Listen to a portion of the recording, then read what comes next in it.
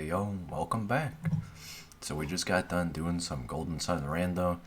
Dude, I try to keep it mixed, varied, throw a little spice on top of it in this stream. So I try not to play stuff back to back. But damn, after finishing that tonight, I'm like, fuck, I want to play more Golden Sun Randomizer. But, it's just the way I do things. I like to intersperse. I don't like to do the same thing 2 times in a row. I may want to do more Golden Sun Randomizer, but there's always another day, another time for it, and dude, trust me, that game's gonna be so fucking long. Anyway, yeah, but we did that earlier, and now it's time for some more reading the SCP Foundation Wiki. Here's a nice Dr. Bright meme for you, by the way. Is that a fucking boner I see? This motherfucker got a boner? You see that? Right where it says doctor. Anyway. Yeah, we did this fairly recently, and we've been kind of on a streak with the wiki. And I've been kind of gaining traction among friends, too, with this. So, if you join the stream, and I've talked to you about this before, hey, thanks for stopping by. And regardless, anybody watching, thanks for showing your support. So yeah, it's time to return to the wiki. And I just want to state this before we start tonight. A little bit of disclaimer: if you have heart issues or you're easily scared or something, you might not want to watch along the SCP wiki stream or the YouTube VOD. It might be a little too scary for you. If you're easily frightened, you might want to avoid this one.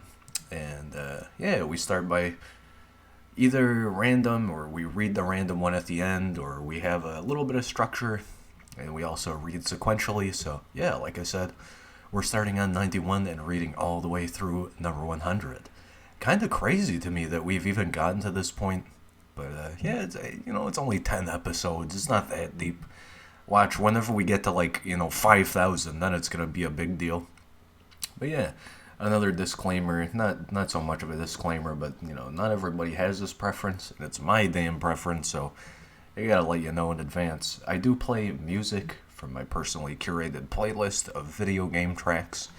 While we listen, just spritzes a little bit of music in the atmosphere, keeps the air fresh. So yeah, we're going to be listening to music while we read this. Anyway, let's return. I'm getting tons of Metroid stuff for tonight for the music already. So let's see, we read 81 through 90, Spontaneous Combustion Virus, Fernand the Cannibal, an abandoned row home, static tower, hand-drawn Cassie, the office of Dr. Redacted, the stairwell, classic, the Lizard King, Tophet, and a Paco Rubik's Cube. We also checked out 184, the Architect. So, we did some really expansive lore stuff last time we checked this out. And we're going to continue on, starting with nostalgia, it seems. But of course, like I said, I like to do a random entry. So let's start with a random one first, before we get back into the sequential stuff. What the fuck is this? Do I know this guy? This guy looks familiar. This is a silly picture. Okay. Kind of a shorter one. And yeah, it goes without saying, but I scrolled the entire article again, just in case people get easily scared. Don't want to jump scare you or anything, so we look at the whole page first. Alright, here's the image. The name of the image is SCP-7800J-new.png, and the caption for the image: SCP-7800J being tested by researcher Boyd. Note that his face has not melted off or anything. Okay. Clearly he's married, too. So yeah, let's take a little look-see on the image. In the background, we can see what appears to be a sports bar. Looks like a TV displaying basketball, although 100%, like a 99%, this looks like basketball. But this, whatever this little light is right there, it looks like Dark Souls, you died. Anyway. The image seems to depict a man in a bar enjoying a piece of pizza. Looking at the pizza closely, it looks like this particular slice is maybe just a sausage and cheese. Doesn't look like it's anything too special. Looks like your typical bar, restaurant pizza, maybe like $5 per slice quality. And yeah, in the background it does appear to be a bar. You can just discern a few bottles hung above a mirror, some nice mood lights, even more bottles. They appear to be on some sort of shelving. Even more bottles. And yeah, what appears to be a mirror or a back wall. And what looks like a sink for employees washing their hands. A little bit of extra lighting back there. Definitely mood lighting going on in here. And yes, a TV displaying what appears to be basketball. Looks like a player's tossing a ball up in the air or something. We can see the back of the basketball rim, as well as the net. It looks like a professional basketball game if I've ever seen one. On the adjacent wall, it seems to be there's 2 framed portraits or something, or that could maybe even be like the health code for this bar. Who knows? But yeah, that's about it for the background. It's just very tan, lit by very low lighting, and what appears to be the TV reflecting off of one of the adjacent walls. In the far back, it looks like there's just more shelving, or maybe even just static noise generated by the camera that looks like an object. But yeah, the photo depicts a presumably male in the foreground eating a piece of pizza. He has like a slight smile on his face. Is he drunk? Is he just having a fun time? Who knows? He has short, somewhat messy hair. Looks like he's a little balding. He's got that widow's peak going on, but his hair is still very nice for a man who's balding. He appears to be wearing a watch or a wristband. Again, just holding a partially eaten piece of pizza. And he has what appears to be a wedding band on his left pinky. He has like a typical Hawaiian vacation shirt. Nice green backing for the shirt, and then just typical like floral vine patterns interspersed in white, blue, maybe like a navy-ish blue or ocean blue or something. And what appears to be maybe the insignia for the shirt creator, or maybe just more of that design. No, that's more of the design, just more floral yellows. The man is wearing again, like a navy bluish shirt with a gray trim. And yeah, it just looks like he's enjoying the pizza. He's got kind of like a silly, surprised look on his face. If we look closely at his eyes, he's got a typical red eye of an early camera, or even just a modern-day camera flashing in someone's eyes. It does appear to be mid-eating the pizza, or just, I don't know, making a silly expression. Anyway, SCP-7800-J, item number 7800-J, object class Euclid. Special Containment Procedure 7800-J, affected foodstuffs, too numerous to contain, have been partially held within Site-77's break room. This links to Secure Facility Dossier Site-77. Oh, okay. Yeah, I guess we still got Golden Sun in the background. Well, I don't even need to close that. I just need to make sure I'm not accidentally revealing that over and over again. Yeah, here's the full page for Site-77. It seems to interlink between many other pages. And has a bunch of SCPs related to it. Yeah, I guess certain sites have their SCPs in their jurisdiction listed. Interesting. Anyway, let's continue. No personnel have gotten sick or died because of 7800-J affected foodstuffs. Description: 7800-J is a phenomenon affecting foodstuffs which have been dropped onto the floor. Is this the 5-second rule? For approximately 5 seconds, all possible contaminants will not affect it. This miraculous phenomenon has been observed by researcher Boyd numerous times in the Site-77 staff break room. It is not actually all that unusual to perform in practice. When activated, personnel surrounding 7800-J affected foodstuffs will react as if the researcher involved was eating from a trash receptacle, which he wasn't. Researchers are to note that there are more contaminants on a kitchen counter anyway. This reads like a very sarcastic article. Personnel are also to note that the use of 7800-J saves the Foundation time and money, which can be better spent on containment. So your boss tells you a 5-second rule. Saves us money. Research done independently by researcher Boyd has shown that a temporal anomaly may occur where the length of seconds may temporarily dilate dependent on the hunger of the subject and the price of the food in question. So you drop some rich caviar on the floor and you go fucking Gold Experience Requiem, fucking slow down time, Star Platinum, fucking accelerate your temporal perception in fucking 5 seconds becomes 50 years. Researcher Boyd has included a chart.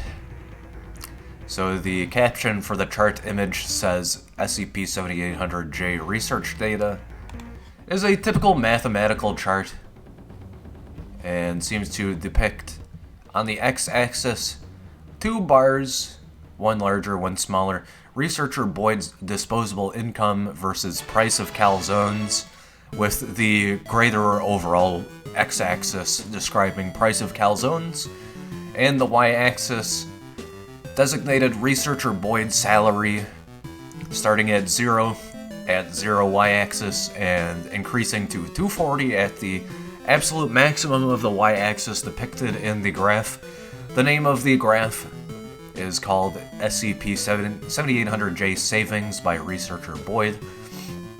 The left bar ranked 200 researcher Boyd's disposable income in red, and on the right, the smaller bar 50 price of calzones in green. Pretty standard math graph. I don't think this is really demonstrated for an anomaly, but it is a graph with a drop shadow on a white background, just to further describe the image. Okay, there's the research data. Extraordinary event 7800J17, the Jim Pepperoni's 5-cheese calzone incident, is estimated to have saved Foundation staff at least $5.95. This $5.95 allowed for the purchase of cinnamon raisin bagels, which further served to improve site morale. Alright. 7800J also served to protect site supplies from Anomaly 5XJ9. Or is that SXJ9? What is this? That is a 5. Butter side down. So is this like a fucking meta reference to if you put buttered toast on the back of a cat and then try and drop it, no matter what, the cat is going to spin for all eternity because a cat always lands on its legs and a piece of toast always lands buttered down? Addendum. Experimenters will admit that 7800J does not function properly when there are liquids involved, including sauces, but this has no bearing on extraordinary event 7800J17 because researcher Boyd only took 2 bites and they were basically on the top. Fuck off. This is such a silly article. Although it does say joke in the tags. Incident report 7800J has been shown to affect dirty dishes as well. Researcher Daryl Jacobs. This links to SCP-885J. Was carrying a large amount of dishes after he consumed a single bowl of soup and accidentally dropped them. Researcher Boyd managed to catch 9 of the plates and then began to give them to Site-77's dog, Sparky, who successfully consumed the dropped foodstuffs without exploding or anything. What the fuck? I guess explosion after eating bad food would be pretty anomalous for the Foundation. Euclid, food, joke, rewritable. Temporal. Rewritable. Alright, bet. I'm about to come back to this one. Someone's already edited this. I'm gonna completely fucking rewrite this one. So, here's the cross-linked article. 885J. Will I fucking stop doing that? I keep doing it. There. Now I'm never gonna do it again. Like, thinking about Golden Sun so much, I keep accidentally showing it. Alright, this one's small enough. We might as well read it. So, the... excuse me. The attached images... Jesus. 30 dishes new and 30 dishes new. Is this the same fucking image? I don't see any difference. Anyway. The caption for image number 1, which appears to be the same image across both images, says Instance F284 of SCP-885-J, taken 02-10-2012 at 12:45. The second image's caption, which appears to be the exact same image. Instance of F284 of SCP-885-J, taken 02-11-2012 at 14:26. Note the lack of change in the status of the dishes. This apparently is another joke article. So yeah, it appears to be just a typical kitchen counter strewn about with many various dirty dishes. In fact, it appears this person is an avid recycler because we see a plastic or perhaps glass bottle that says "fun" on it. If you don't know, you want to rinse out your plastics before you recycle them. Yeah, we just have a strewn about modicum of dishes. What appears to be some towels, again, in a kitchen. What appears to be a dishwasher or maybe a trash compactor on this right side. What appears to be some granite, slate, or just typical black tile, might even be a rug on the floor. Yeah, one of the towels is a striped, kind of cross-hatched pattern. The other one is just sort of a plain gray. We have a drawer, typical of maybe like a silverware drawer, has a metal grip, and it appears it's just a standard, like, navy gray on the underneath of the kitchen counter, presumably where that cupboard area would be. We have a glass. I mean, I'm not gonna fully describe every single dish here, but you know, a bowl with a spoon in it with what appears to be maybe like fruit particles. Another bowl, a glass bowl with, again, what appears to be a metal spoon. This looks like someone ate ice cream in it. Another bowl to the left. This looks like maybe a paper bowl, reminiscent of either Qdoba or Chipotle. How, you know, you get like a naked burrito. This is what they serve it to you in. This could also maybe be a plastic bowl. Not totally sure. It could be even be a plate. And it has what appears to be like a aluminum metal wrapper in it. Maybe like someone stuck their chocolate candy bar wrapper in this. I don't know. On top of the sink is what appears to be a coffee mug. Typical ceramic. Again, we have that plastic bottle that says "fun," or maybe glass bottle. It appears there's another plastic bottle adjacent to it. Stacked plates, what appears to be maybe a spatula. At the bottom of the sink is what appears to be a big pot, you know, for boiling rice or whatever, you know, whatever you make with a big pot. And yeah, plates, a fork, what appears to be a fork or a spork. Oh yeah, there's a spoon in this Qdoba paper thing too. We have a, I don't want to say this is pyrite, but like a stock pot. Another plate with what appears to be a utensil on top of it, green plate. Two bowls with what appear to be spoons or something else. A cutting board behind the sink. Again, this is a sink. There's like a nice, textured metal on the edge of the kitchen counter, which is very weird. I don't see that very often. And it even appears that part of the sink is composed of this material. Either that, or that's just further of the counter and only part of the sink has that. Very weird. I don't think I've seen that very often. And I've been a dishwasher as a job. The sink spout, the faucet, it's, I mean, typical. You would see this anywhere. You go to a Home Depot or a Lowe's, you're bound to find one of these. It has what appears to be markings on the side of it or back of it to indicate which side is hot and which side is cold. We have a scrubby hung over the faucet, and yeah, it's just a standard cheap faucet. Further back in the background on more of the kitchen table, we see a cup or a mug, another cup or mug. The first one, closer to the foreground, has like a black interior. The further back one is completely porcelain.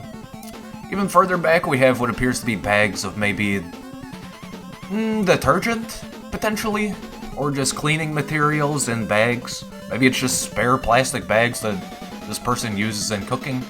And yeah, cleaning chemicals, maybe like Febreze,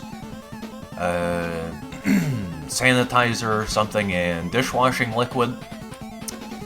A spray bottle, again, over to the right-hand side from there, further on the adjacent wall, appears to be, again, just other type of disinfectant or something, maybe even glass cleaner or something.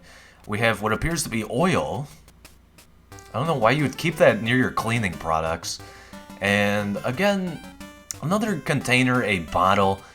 It looks like maybe literally a Hershey's chocolate syrup bottle. Just looking at the design on the container and also on the neck. But I'm not totally sure. Again, this could just be like a beer bottle or something. Further towards the foreground, well, again, on this backward wall, we have what appear to be scrubbies, sponges, whatnot. We have a tub, which you don't really typically see in a household. You usually only see this in a business. So it's a plastic-lined tub. Again, you don't even really see that either. So somebody put a bag in this bus tub, and yeah, it's a bus tub for collecting dishes. Further towards the foreground, we just have a smattering, a littering of glasses and cups. A glass, a plastic cup that is like a watermelon color, a mug, what appears to be like a standard grocery store sour cream plastic container, and just coming closer, like another plate or lid or something, more plastic underneath that.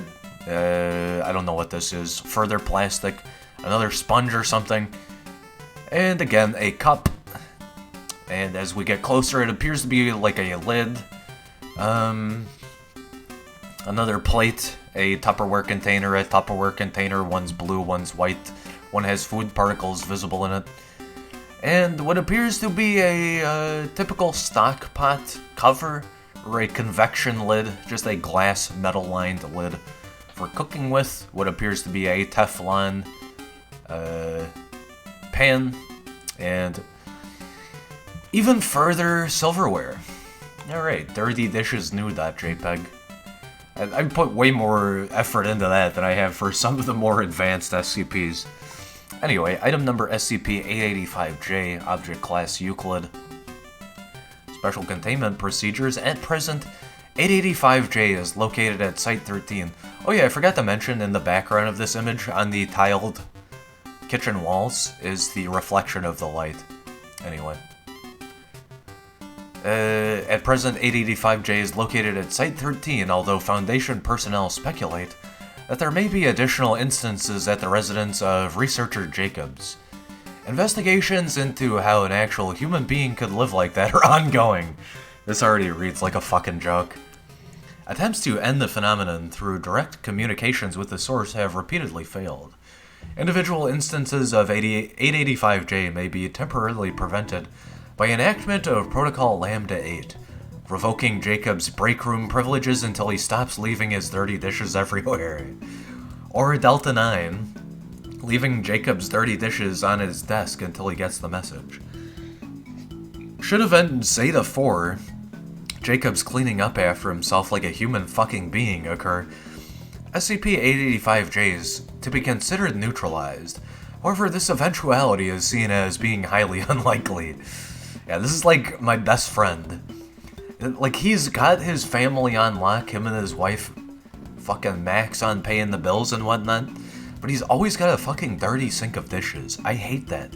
I used to live with this guy that would always have dirty dishes. He would hoard them in his room. I'd clean the sink out of dishes, and he'd bring even more fucking dishes from his room that he had been hoarding. So, like, I abhor the concept of this. I always clean my fucking dishes, and I'm a messy man. That's one way to tell that fucking bothers me. Description 885 is Description 885-J is a phenomenon that occurs following researcher Daryl Jacobs' preparation of food in the Site 13 break room. Regardless of the food prepared, a large number of dishes will be left uncleaned in the break room sink. Footnote 1. Usually 3, but instances involving up to 7 dishes have been observed. This is way more than 7. Unlike normal dishes produced by someone who has a concept of responsibility, and who does not expect everyone else to clean up after them like they're 8 years old, These dishes will go uncleaned for an indefinite period of time, usually between 1 to 3 days, before other Foundation personnel grow tired of looking at them and clean the dishes themselves. I'm gonna stop right here and say, when I was younger, yes, I understand that place of mind, especially if you live with your parents. It's like, you fucking do it. Don't make me do more chores for you, mom and dad. But as an adult, like living with roommates or even just living by myself, but especially living with roommates, if I've noticed someone else leaves their goddamn dishes in the sink, unless it's overflowing and I am fed the fuck up, I will go out of my way to clean my goddamn own dishes and leave their shitty dishes in the sink. You clean your own shit. But yeah, on my own, I do not keep dirty dishes. They're either dirty for a reason, like I use it to fucking clean my toilet or something, or I clean them right away. I just had dinner a moment ago. I literally only used a fork for my dinner. Guess who fucking cleaned the fork right away? Addendum 885J-E34. As of 0709-2012, researcher Jacobs has acquiesced to the requests of his hippie boyfriend to begin eating right. Incidences of smelly-ass herbal teas, weird pastes, and vegetable scraps have begun to manifest in instances of 885J. As a result, Site-13 break room has become infested with fruit flies. Reclassification to Keter pending. That's silly. Biohazard container, ectoentropic Euclid joke. That's a really silly one. I enjoyed that more than the previous one. That was really funny. Alright, so let's move on to the sequential stuff. Stop goofing around with silly joke articles. SCP number 091, item number 091. Object class, strike-through anomalous on strike-through safe. Site containment procedures, special containment procedures. 91 is to be stored in a standard containment locker at site double blank. When 91 is not being tested, it is to be placed under combination lock. Since 91 has shown no signs of resistance to tearing or damage greater than that of normal cardboard, great care should be taken when transporting it to and from testing sites. Don't tell me this is another joke. During testing, no one other than the subject should view 91. Those suspected of having seen 91 are to be administered Class B amnestics immediately, and all personal recordings or images in the possession of the subject, both print and digital, are to be destroyed to prevent recurrence. Description: 91 is a Scotty's brand tissue box currently empty. Immediately upon observing 91, viewers report an overwhelming sense of nostalgia. Is this a thing? Does Scotty's sell tissue boxes? I thought they only did toilet paper. Let's look at this really quick. Privacy tips from DuckDuckGo. Make sure to wash your back. Make sure to wash your foreskin, Mario. Yeah, I guess this is. I wouldn't be surprised if I brought this into elementary school one year as a kid. You know, the school always says, hey, you need to bring in like $120 worth of stuff. And then you come in on your first day and the teacher's like, no, you didn't need to bring in any of those. It's just like if you want to help. Enough Zelda. Those affected begin reminiscing about times they were near 91, major events that occurred while it was present, or people and places that somehow relate to it.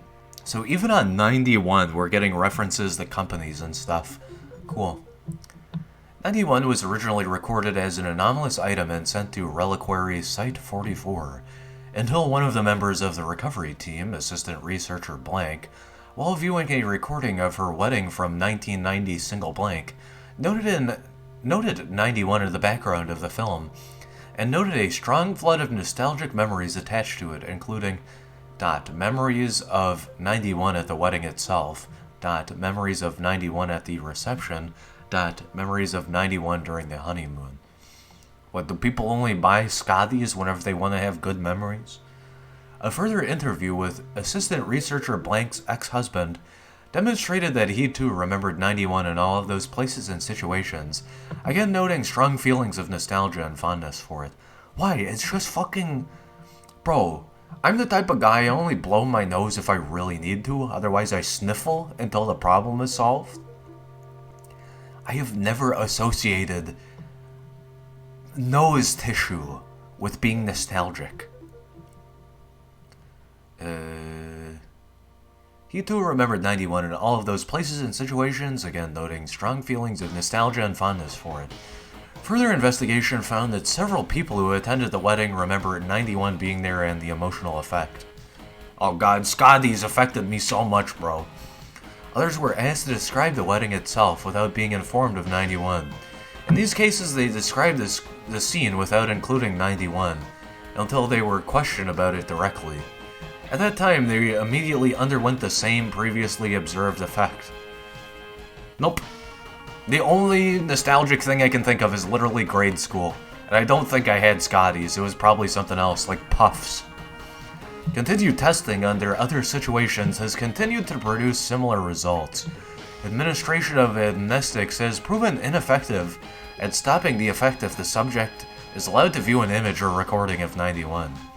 Of note is the fact that in each recorded instance of 91, the box pictured is full of tissues. Cognitohazard, container, memory affecting, mind affecting, safe, visual. That's weird. That one's kinda weird. Not creepy, just odd. Alright, let's move on. On to 92.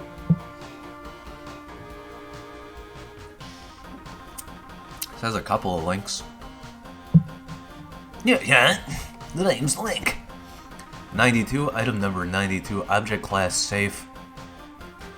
Special containment procedures. The 3,125 instances of 92 are to be held in individual cases suitable for containing non-anomalous audio compact discs, parentheses CDs nuts, and stored in standard inanimate object lockers at Site 37. Each instance is to be individually numbered with permanent marker. Testing of instances of 92 is to be done in soundproof rooms. Only one instance of 92 may be examined at a time. Only D-Class personnel are to listen to previously unexamined instances of 92. Research proposals which involve non-D-Class personnel listening to instances of 92 require written approval from Site Command. The cadaver of 92P is not currently considered anomalous except by association and is preserved in the morgue freezer at Site 19. Description: 92 is a set of 3,125 audio CDs, each labeled the absolute best of the fifth dimension! 5 exclamation points. And marked with the names of the 31 performers who have at various times been part of the American singing group The Fifth Dimension. Each instance of 92, when played in a standard CD player, will produce a distinct anomalous effect upon all individuals within hearing range. The anomalous phenomenon will last 74 minutes, the duration of a standard audio CD, during which time listeners will be unable to leave hearing range, or to shut off the CD player or otherwise interrupt its function. Excuse me. As well, when the anomalous phenomenon finishes, all surviving listeners will engage in synchronized vocalization of the phrase, "Wow, that was real cool." Synchronized vocalization has been observed in non-anglophones, pre-verbal infants, unconscious individuals, paralyzed individuals, and individuals physically incapable of speech due to laryngeolingual and/or buccal damage. That's kind of weird. So if someone's incapable of talking, this gives them a chance to talk again, I guess? Hey, Phantasy Star music. The anomalous properties of each instance of 92 are thematically and conceptually linked to the number 5 dimensions and/or the members of the 5th dimension. As of double blank, quadruple blank, 871 instances of 92 have been assessed, and their anomalous properties formally described. See document 92W83 for a full list, or below for a representative sample. Representative sample of documented anomalous properties of instances of 92. Instance and anomalous property, this is a table. Instance 9228. Listeners experience quintuple vision for all moving objects. Oh, each one has its own anomalous effect, huh? 9241. Listeners' bodies exude pentagonal crystals of elemental boron, chemical element number 5. Crystals cease materializing upon conclusion of CD, but do not dematerialize. 9242. Listeners' bodies exude pentagonal ingots of elemental manganese, chemical element 25 or 5 to the power of 2. Ingots cease materializing upon conclusion of CD, but do not dematerialize. Listeners succumb to acute manganese poisoning within 24 hours. 9243. Listeners' bodies exude pentagonal nodules of elemental cesium, chemical element number 55. All listeners killed by cesium burns within 8 minutes. 9279. Listeners become physiologically 5 years old. 9280. Listeners become physiologically 5 months old. 9281. Listeners become physiologically 5 weeks old. 9282.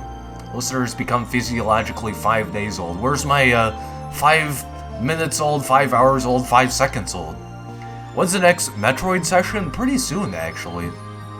Not tonight, but seeing as how we're very close to finishing that game, very, very soon, trust me on that. The closer I get to finishing something, the more I want to finish it, if that makes sense. So yeah, maybe tomorrow or the day after, at the latest, the day after that, most likely.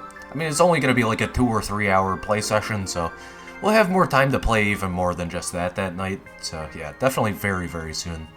And hey, thanks for dropping by, Grizzly. We're doing some SCP Foundation Wiki.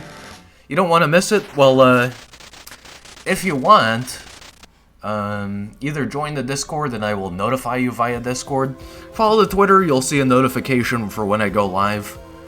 Or I will try my best and I can try and message you on Twitch whenever I go live that day, but that's kind of a toss-up. I will absolutely make sure that you're made aware of it. 9287. Listeners spontaneously become 5 months pregnant.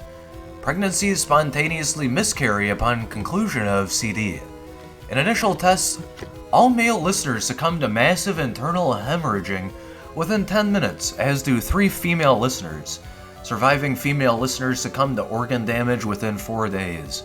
Postmortem genetic analysis shows that all fetuses were identical and are not related to the listeners. What the fuck? Imagine carrying this kid to term, and it's just the same person every time. Fucking weird. Person number 5. 92-126. Listeners experience unbearably painful facial spasms characterized by constant chewing and biting motions. Symptoms of trigeminal neuralgia caused by inflammation of the 5th cranial nerve. During initial test, all listeners batter themselves into unconsciousness against walls of testing chamber in attempts to escape the pain. That's fucked. At least they don't die of manganese poison immediately. 92-175.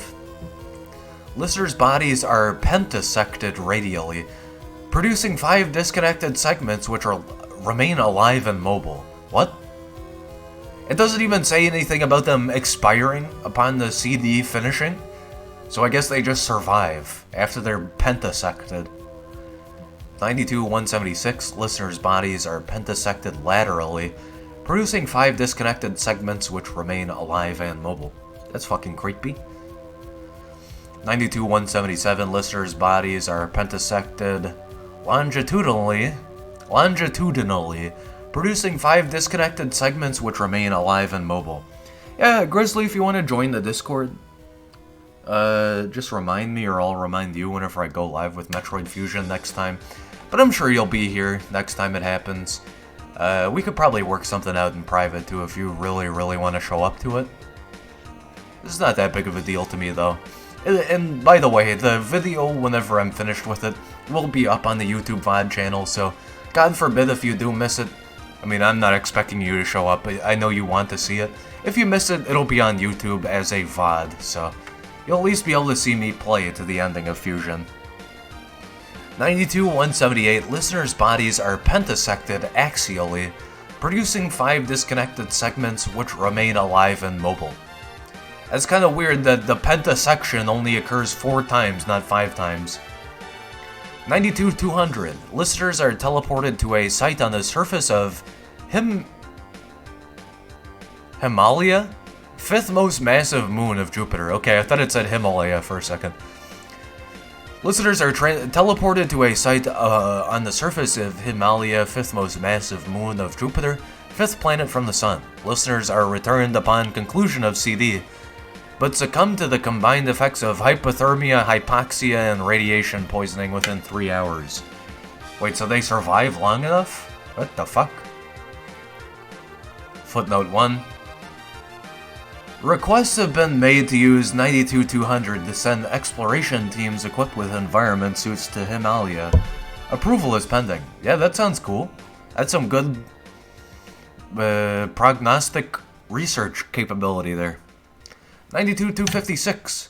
Listeners are converted into 2-dimensional forms. What the fuck? 92-271. Listeners spontaneously lose 5 teeth each. Teeth do not regrow after conclusion of CD. 92-272, listeners spontaneously lose all but 5 teeth each. Teeth do not regrow after conclusion of CD. 92-273, listeners spontaneously lose 5 fingernails each. Fingernails do not regrow after conclusion of CD. That sounds fucking painful. 92-274, listeners spontaneously lose 5 toenails each. Toenails do not regrow after conclusion of CD. 92-278, listeners spontaneously grow 3 extra eyes each, for a total of 5. Footnote 2. D-092-7714, who had lost an eye in a fight prior to entering Foundation custody, grew 4 extra eyes when listening to 92-278.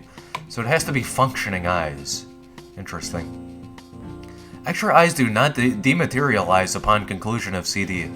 Eyes are functional and of the same color as listeners' original eyes. So this thing is like either detrimental or beneficial. 92-279, listeners experience topological deformation such that their height becomes the circumference of their waist. What the fuck? And vice versa. Deformation reverts at conclusion of CD. This appears to be an exchange between listeners' dimension of height and dimension of width. That's fucking weird. 92-285.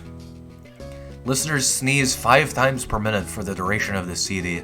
It sounds like me whenever pollen season first starts. Fucking hate it. I cannot stop sneezing. If you were here a couple of months ago, you would have heard some of that. 92-286. Listeners belch 5 times per minute for the duration of the CD. 92-287. Listeners hiccup 5 times per minute for the duration of the CD. 92-288. Listeners cough 5 times per minute for the duration of the CD. That sounds kind of painful. 92-315. Listeners find themselves within the 2010 Lars von Trier film Dimension. What the fuck? Footnote 3. Although 92 was taken into custody in blank, von Trier began production on Dimension in the 1980s. Although 92 was taken into Foundation custody in quadruple blank, von Trier began production on Dimension in the 1980s, with the intention of continuing for 30 years. Okay. Wait, Doctor Who? Oh shit! There's a Doctor Who reference here. Listeners find themselves within the 2010 Lars von Trier film Dimension, where they are able to interact with the setting but not affect the actions of the characters. Since Dimension is only 27 minutes in duration, the events within the film repeat 2.74 times. Alright, I've heard of EastEnders. I haven't really seen the reference except for in a couple of episodes in the modern Doctor Who. This is a fucking dank reference. EastEnders is such a gigantic meme in Doctor Who lore. 92-316. Listeners find themselves within the 1993 EastEnders / Doctor Who crossover Dimensions in Time, where they are able to interact with the setting but not affect the actions of the characters. Since the 2 parts of Dimensions in Time are only 13 minutes in total duration, The events within the episodes repeat 5.69 times. Nice. I need to check out Dimensions in Time. Apparently it's not canon, but it is still worth checking out. It's just one of those like Doctor Who charity episode crossovers that happen. And EastEnders was referencing Doctor Who back then too, so it was a natural crossover. 92-317, listeners find themselves within the 1963 Italian film Amore in Quattro Dimensioni, where they are able to interact with the setting but not affect the actions of the characters. 92-397, listeners experience random moments in the life of Alan Shepard, the fifth man to walk on the moon. 92-399, listeners experience random moments in the life of James Monroe, the fifth president of the United States. 92-400, listeners experience random moments in the life of Mackenzie Bowell, the fifth Prime Minister of Canada. 92-401, listeners experience random moments in the life of Edward Seaga, the fifth Prime Minister of Jamaica. 92-402, listeners experience random moments in the life of Charan Singh, the fifth Prime Minister of India. 92-403, listeners experience random moments in the life of Helen Hayes, the fifth winner of the Academy Award for Best Actress. 92-466, listeners are physically transformed into members of the original lineup of the Fifth Dimension, as they were at the time of the group's establishment in 1966. 92-467, listeners are physically transformed into the Listeners are physically transformed into the members of the original lineup of the Fifth Dimension, as they were at the time of the original group's dissolution in 1975. 92-468, listeners are physically transformed into members of the original lineup of the Fifth Dimension, as they were at the time of the original group's reunion in 1990. 92-469, nice. Listeners are physically transformed into members of the original lineup of the Fifth Dimension as they are today. Listeners who transform into Ron Townsend, 1933 to 2001, resume their original forms after conclusion of the CD but do not resurrect. It just kills them. What is the Fifth Dimension? Like the artist. I thought this was a joke made up for this SCP, but this must be a real thing. What is the Fifth Dimension? And no, not the scientific thing. I guess this is the Fifth Dimension. Okay. Today I learned. When an instance of 92 is inserted into the CD drive of a personal computer, its files can be accessed without triggering the anomalous effects. Examination of the files indicate that each CD has different content. All content is audio material by or pertaining to the Fifth Dimension and its individual members. In addition to all known commercially released songs, files contain live performances, practice sessions, auditions, media interviews, and personal conversations. Well, shit. The Doctor Who reference aside, if you're a Fifth Dimension superfan, I guess you get this, huh? You go join the Foundation and get fucking turned into Ron Townsend and fucking die. Acquisition log on May 5th. Blank. An unidentified man, henceforth 92B, carrying 2 suitcases, approached front gate guards at Site 19 and stated... Sorry, this has lyrics, I gotta skip it. And stated that he wished to surrender himself and his anomalous creations into Foundation custody. The contents of his suitcases were confiscated and classified as 92. 92B was transferred to Site 37 for interrogation. During interrogation, 92B revealed the thematic connections, 5 dimensions, and the 5th dimension between all instances of 92, then committed suicide. What? Couldn't fucking bear to live anymore, huh? After that? Where do you, like, trap the 5th dimension, the band, into a temporal spatial anomaly or something? Well, what did this say? Access requires level 4 security clearance or higher. Okay. Restricted access. Transcript of statement made by 92B upon arrival at Site 19. Guard. Sir, this is private property. You can't... 92B. This is a secret Foundation site, right? Guard, you can't come in here, sir. 92B. You're the SCP Foundation, and I'm a failure. Guard, what was that, sir? 92B. You're the SCP Foundation, and I'm a failure. I think I'm clever, but I'm not. I'm a stupid, boring, knuckle-turny hack who thinks that money and cheap puns can take the place of talent and inspiration. I'm tasteless. I'm dull. I'm incompetent. I have no sense of style, and the only reason I'm not an art criminal is that nothing I've ever made is even close to being art. You can secure me and you can contain me, but no one can protect me. Please take me and my anomalous garbage into custody. Okay. At this point, guards summoned backup. 92B repeated this statement verbatim until he was taken into custody. So he like fucking rehearsed this. He's like, surely the Foundation will take me and my stupid CD's nuts. Excerpt from Transcript of 92B Interrogation Session Number 2. Interviewer. Yes, we understand about fiveness, thank you. That's been most helpful, but we were also wondering what you could tell us about how you made these. I need to make this reference right now. Am I gonna find this meme immediately if I type this in? Yu-Gi-Oh! 5. No, it's gonna give me fucking 5Ds, isn't it? Give me the 5 meme. No, I get fucking Freaky Merrick, but I can't get silly 5 meme. Is this like a fucking 4chan green text? If we can't find it after this search, I just fucking give up. No, this is completely fucking unrelated. Whatever. What is this? Oh. Cole Exodi, I guess. Anon likes Yu-Gi-Oh! 4chan. Whatever. I'd read that, but it's not a fucking meme stream tonight, it's SCP Wiki. The meme is just Yami Yuki pulling out a 5 of diamonds and saying 5.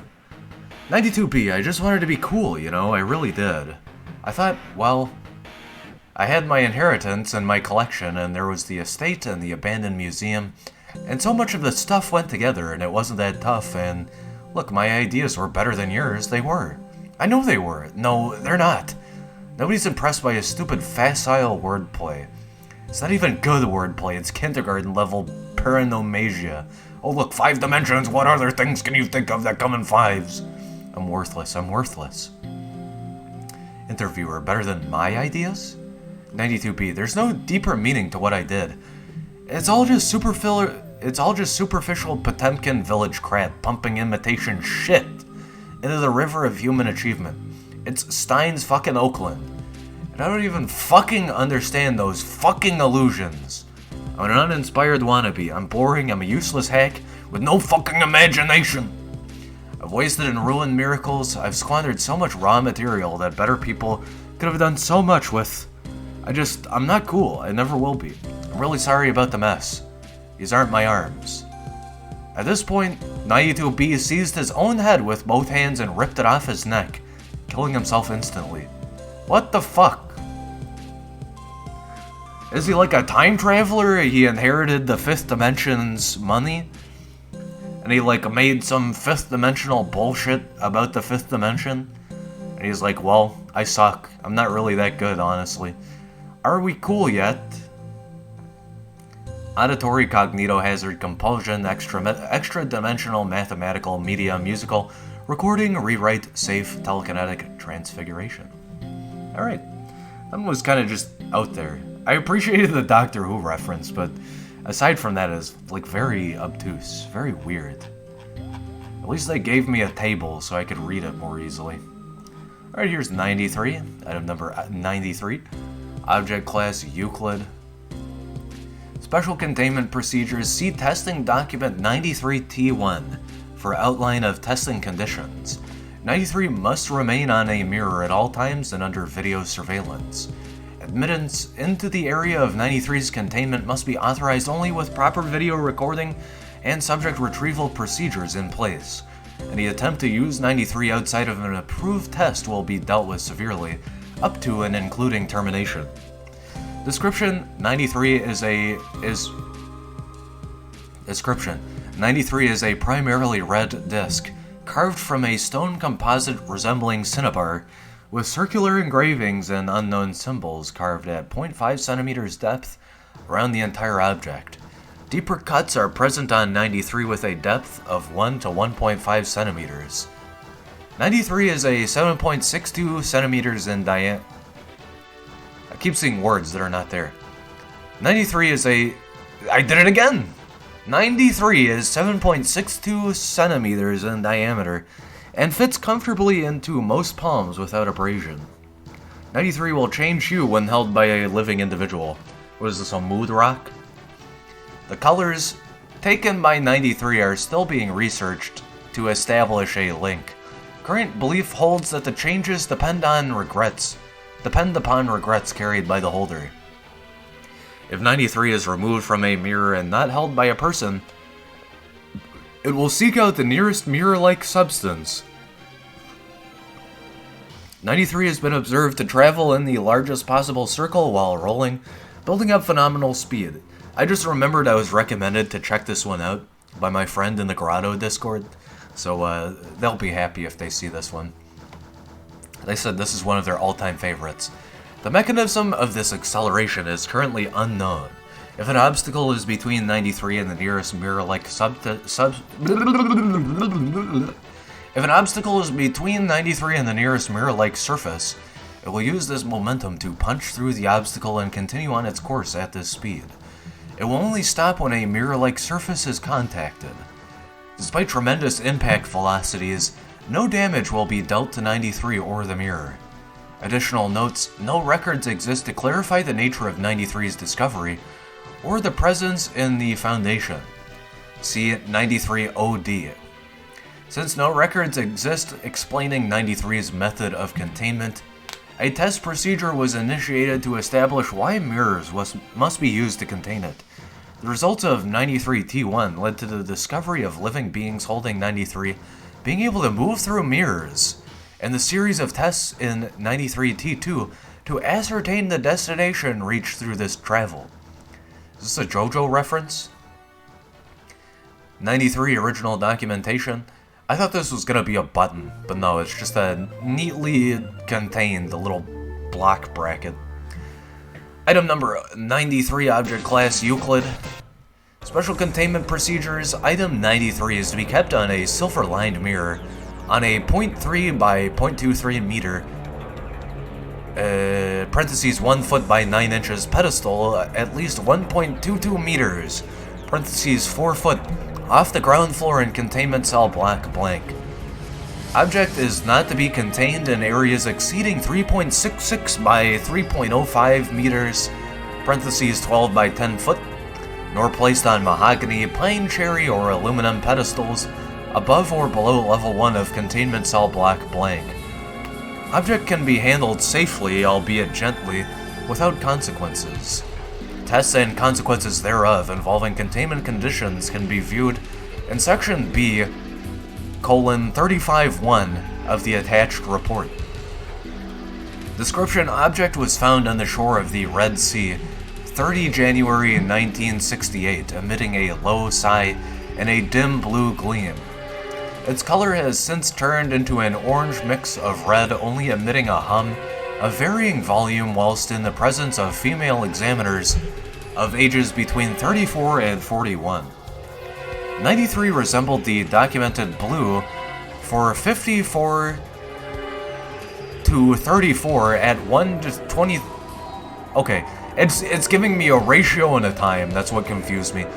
93 resembled the documented blue for 54 to 34 at 1:23 on 26 April 1986, coincidentally when the body of 194-9834 was discovered in research facility blank.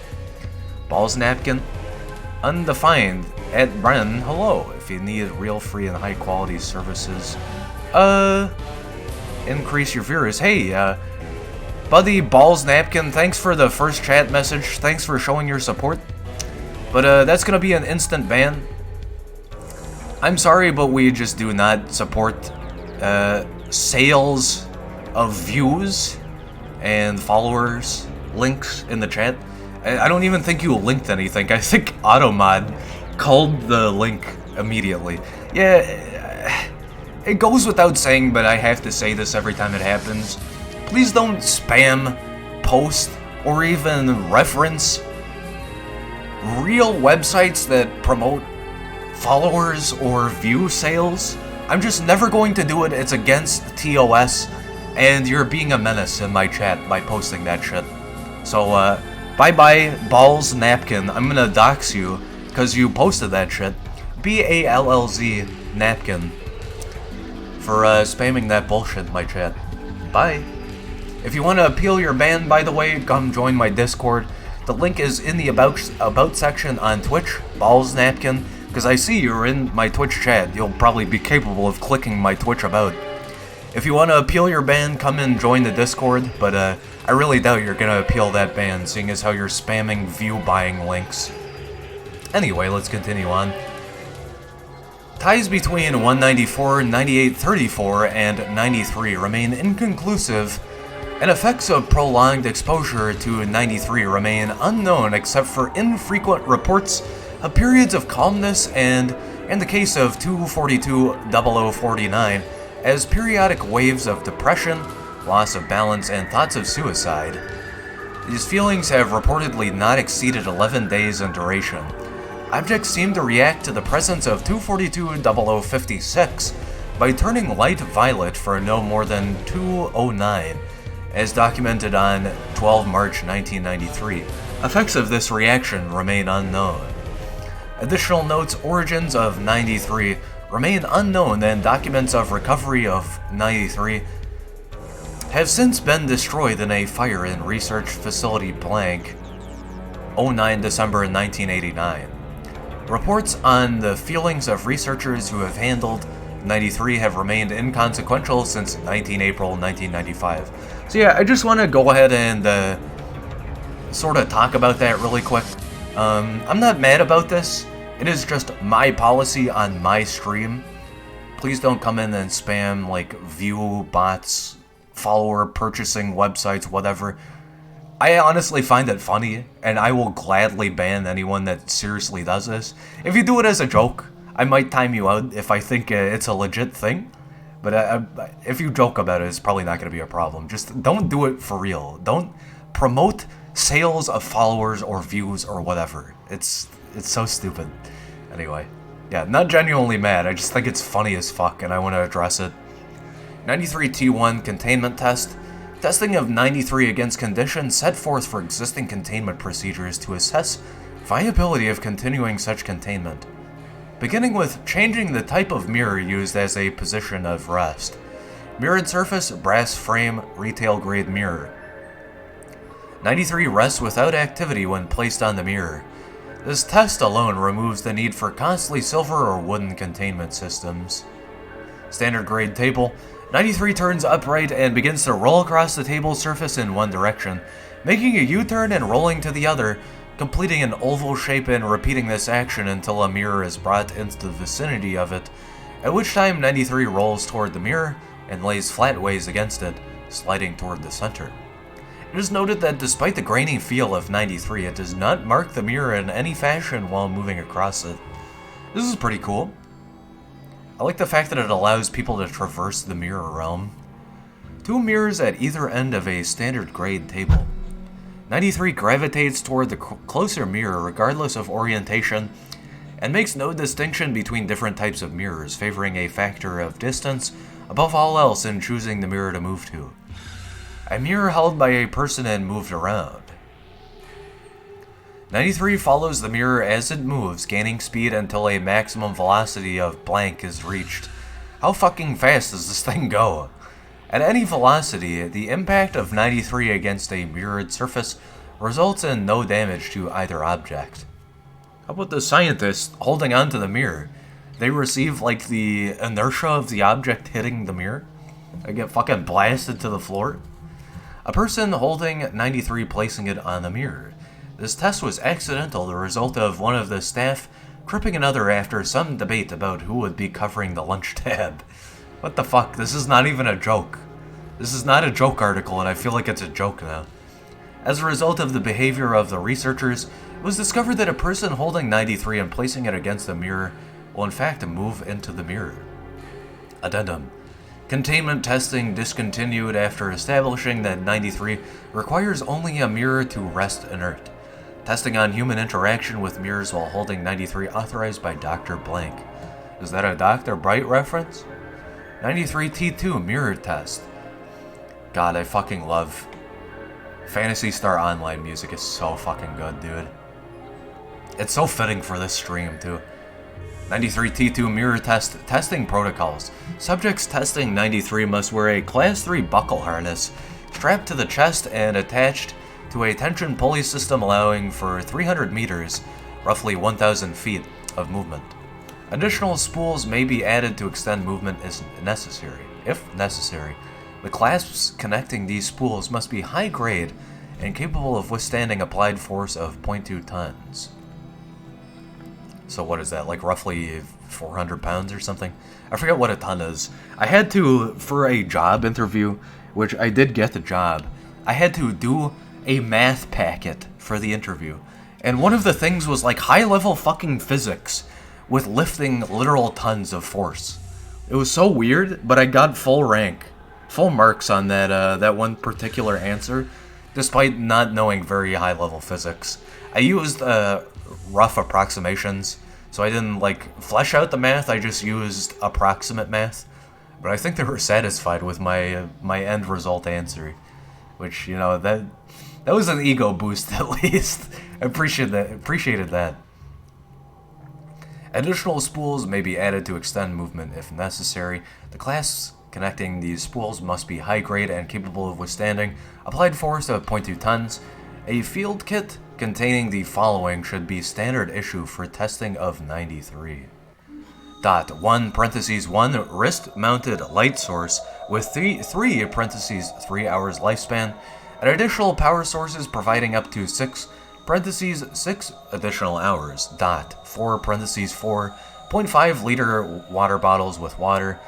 4 MREs of any type, military grade rations, plus 2 plain granola bars, chocolate chips allowed. Okay. 1(1) standard issue Beretta 9mm firearm with 24 rounds of ammunition loaded. This is not to be issued until subject has passed into a mirror using 93 and should be given under armed supervision, ensuring that the subject passes through entirely. This item is to be requisitioned first upon subject's return, and subject to be made aware of this before leaving line of sight within 93's mirror. So I guess this is just for self-defense, or I guess termination, God forbid, self-termination. 1(1) standard issue field knife. The subject is not to be made aware of this item and must find it on his own within the kit. The subject must also be attached to a video system with a camera mounted on the subject's head or shoulders. The video device should be cable-based and allow for the same length of travel as the return system.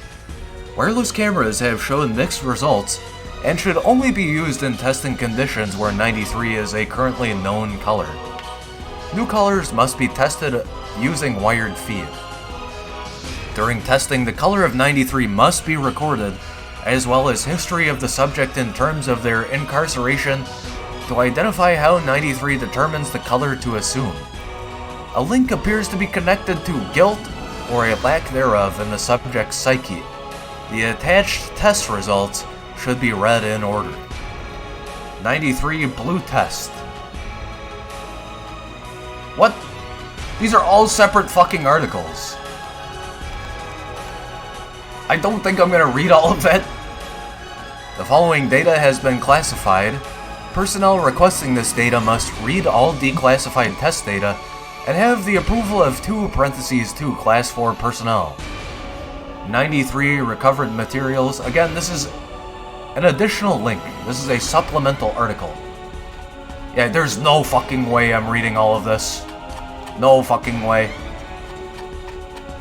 So it's like a mood disc of returning, if you get the RuneScape reference, that is based on guilt, that fits a certain color and unlocks a certain mirror realm.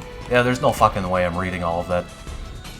It's cool. I like the concept behind it, but that's going to be a little too long for me to read. Artifact, Autonomous, Engraved, Euclid, Extra-dimensional, Featured, Indestructible, Portal, Rewrite, Stone. Alright. Let's move on to 94. Continue the sequential instead of going off on a tangent and reading fucking 6 pages of articles. Okay, there's 94. And let's zoom in. Item number 94, Object Class Keither. Special Containment Procedures. Since 94 is apparently immovable, a research and containment facility has been built around its location. This is a longitude-latitude coordinate centered at 4 single blank dot blank degree south 6 single blank dot blank degrees west, in the guise of an Argentinian military research base. In the guise of an Argentinian military research base. I feel like I pronounced that weird. No unauthorized persons or aircraft may come within 1 kilometer of the site. Enforced by joint SCP and Argentinian forces. 94 itself is enclosed in a gas-permeable, steel-reinforced plexiglass cube. 3 meters on a side with a single door, also of reinforced plexiglass in one side. The door must remain locked at all times, except with O5 authorization under tightly controlled conditions.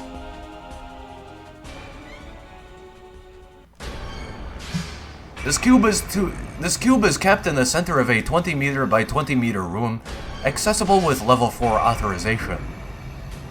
All personnel must secure themselves to tethers anchored to the walls before stepping onto the floor of the room. Security personnel are to be armed with tranquilizer guns in addition to standard armaments. Description: 94 appears to be a perfectly black sphere, 163 centimeters in diameter, suspended approximately 3 meters off the ground, with no apparent means of support. 94 has been classified as a miniature event horizon. I think I remember this one, and this one goes fucking deep. Any matter that moves into 94, including light, is irretrievably gone. However, 94 is not a black hole since it does not exert a gravitational pull. 94 has been known to occasionally emit a number of different sounds, including ambient sounds of nature, static buzzing, and sometimes human speech. No attempts to communicate with 94 have yet succeeded.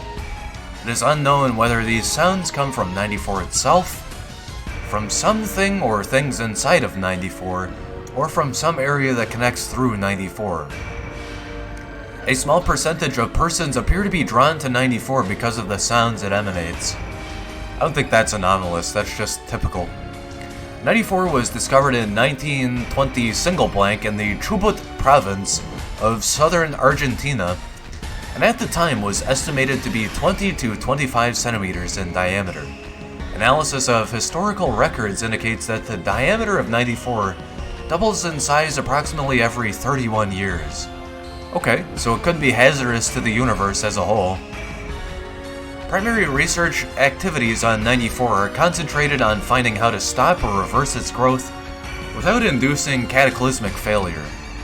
Addendum, the hand on 1032, designated 1032-15, will achieve its midnight event on 0904-2690, approximately the same date as 094 will fully engulf the Earth at its current rate of expansion. So this links to SCP-1032. What is this? No idea. There it is, though, if you want to, like, pause or something. Note, a few millimeters a month may not seem like much. Note, a few millimeters a month may not seem like much, and no, at the moment you cannot see 94 change day to day, but if it continues its exponential growth, in less than 250 years it will be a kilometer wide, including vertically, and that is assuming it does not grow even faster, which is an assumption that almost no one here makes. Dr. Llewellyn Garcia. It's a very, very weird name. It's like Welsh plus Spanish. Acoustic Keither rewrite space-time sphere. It's interesting. It's not the one I was thinking of, but it has to be prevented, and there is nothing in the way of preventing it right now. Interesting. Alright, 95, item number 95, object class safe. Special containment procedures. 95 is to be placed in a standard polyethylene sleeve when not under scheduled research, and stored in a standard locked filing cabinet to prevent damage or wear. High-resolution digital scans are available for any level 1 and above personnel who wish to view 95. Description: 95 appears to be a set of 3 moderately aged black and white comic books, printed in 1932. Oh, that's cool. Interesting. I feel like it's kind of rare to see black and white comic books. The front and rear covers are missing, and several pages have been rendered illegible due to water damage. It was found by Agent Blank in a small antique shop in Denver, Colorado, and purchased for a small fee without incident.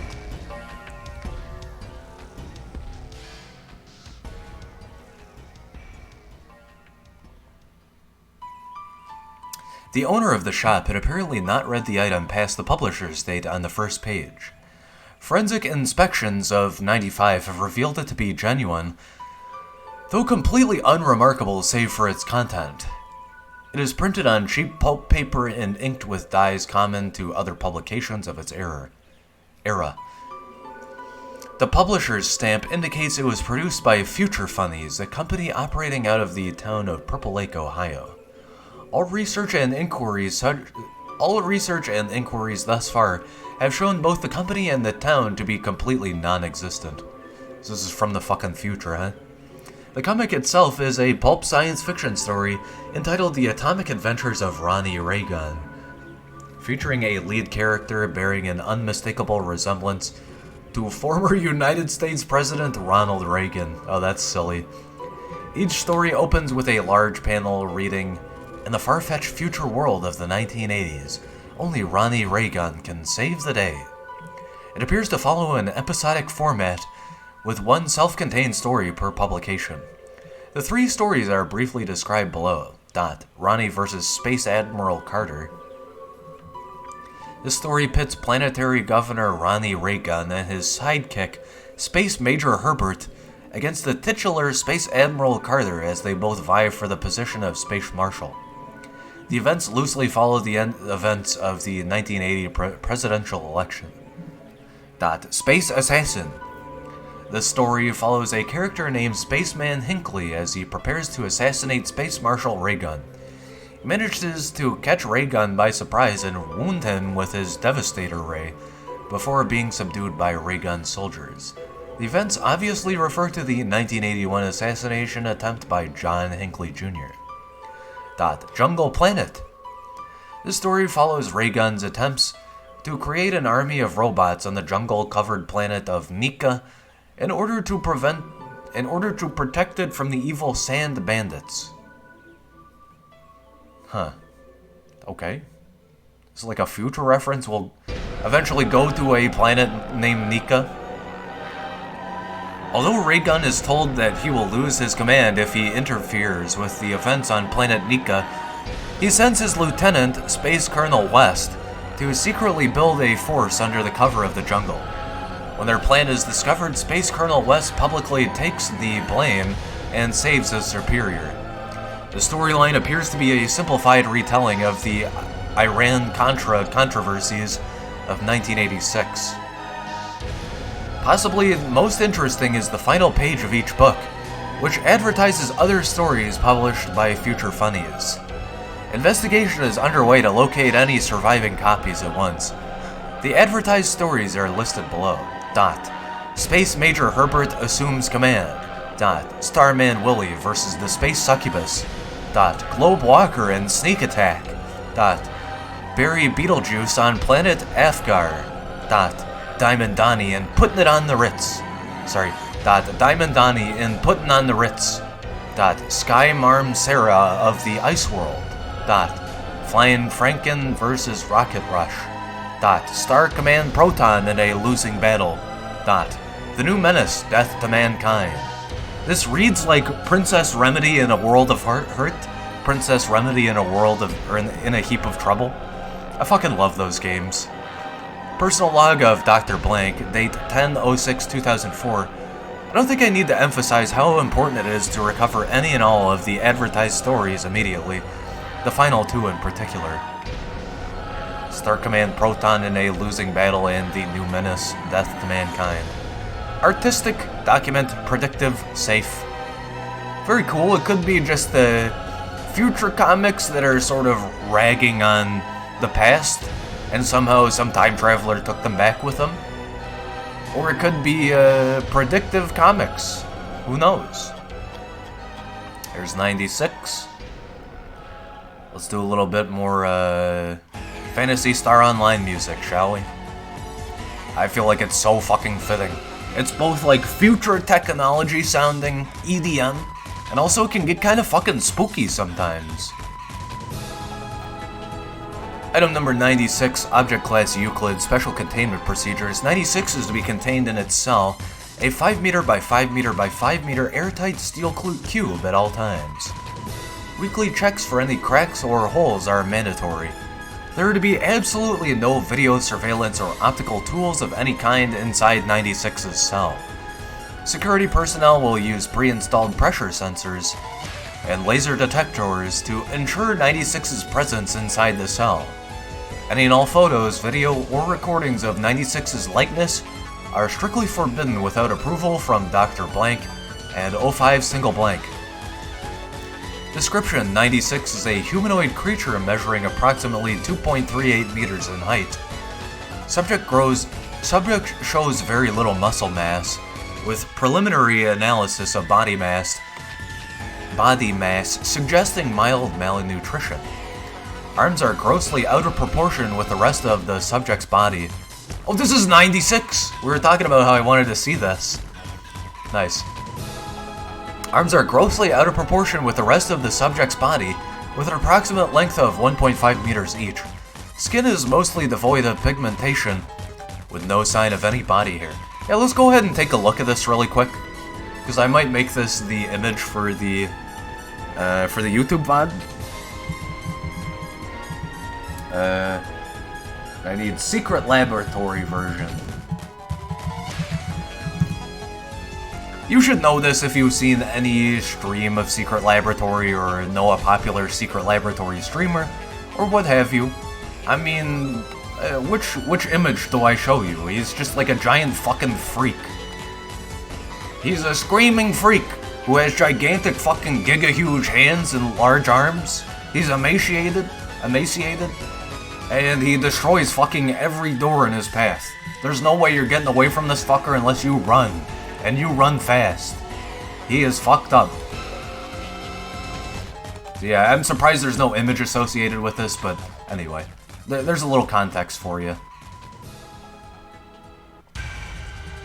Alright, skin is mostly devoid of pigmentation with no sign of body hair. No sign of any body hair. 96's jaw can open to 4 times the norm of an average human. Other facial features remain similar to an average human, with the exception of the eyes, which are also devoid of pigmentation. It is not yet known whether 96 is blind or not. It shows no signs of any higher brain functions, and is not considered to be sapient. Hold on.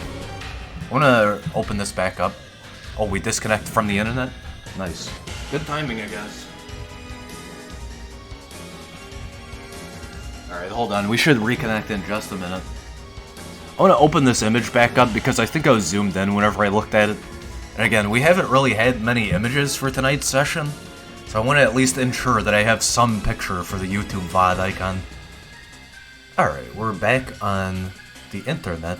It seems like we're back in Twitch chat. We'll be back on Twitch in about 10 seconds.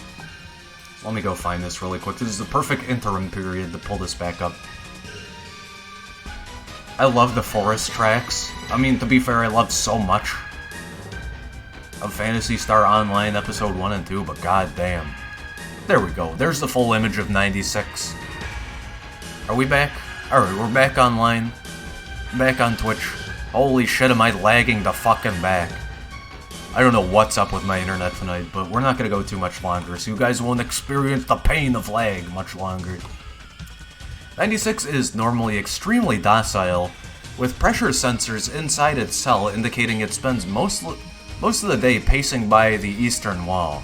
However, when someone views 96's face, whether it be directly, via video recording, or even a photograph, they'll enter a stage of considerable emotional distress.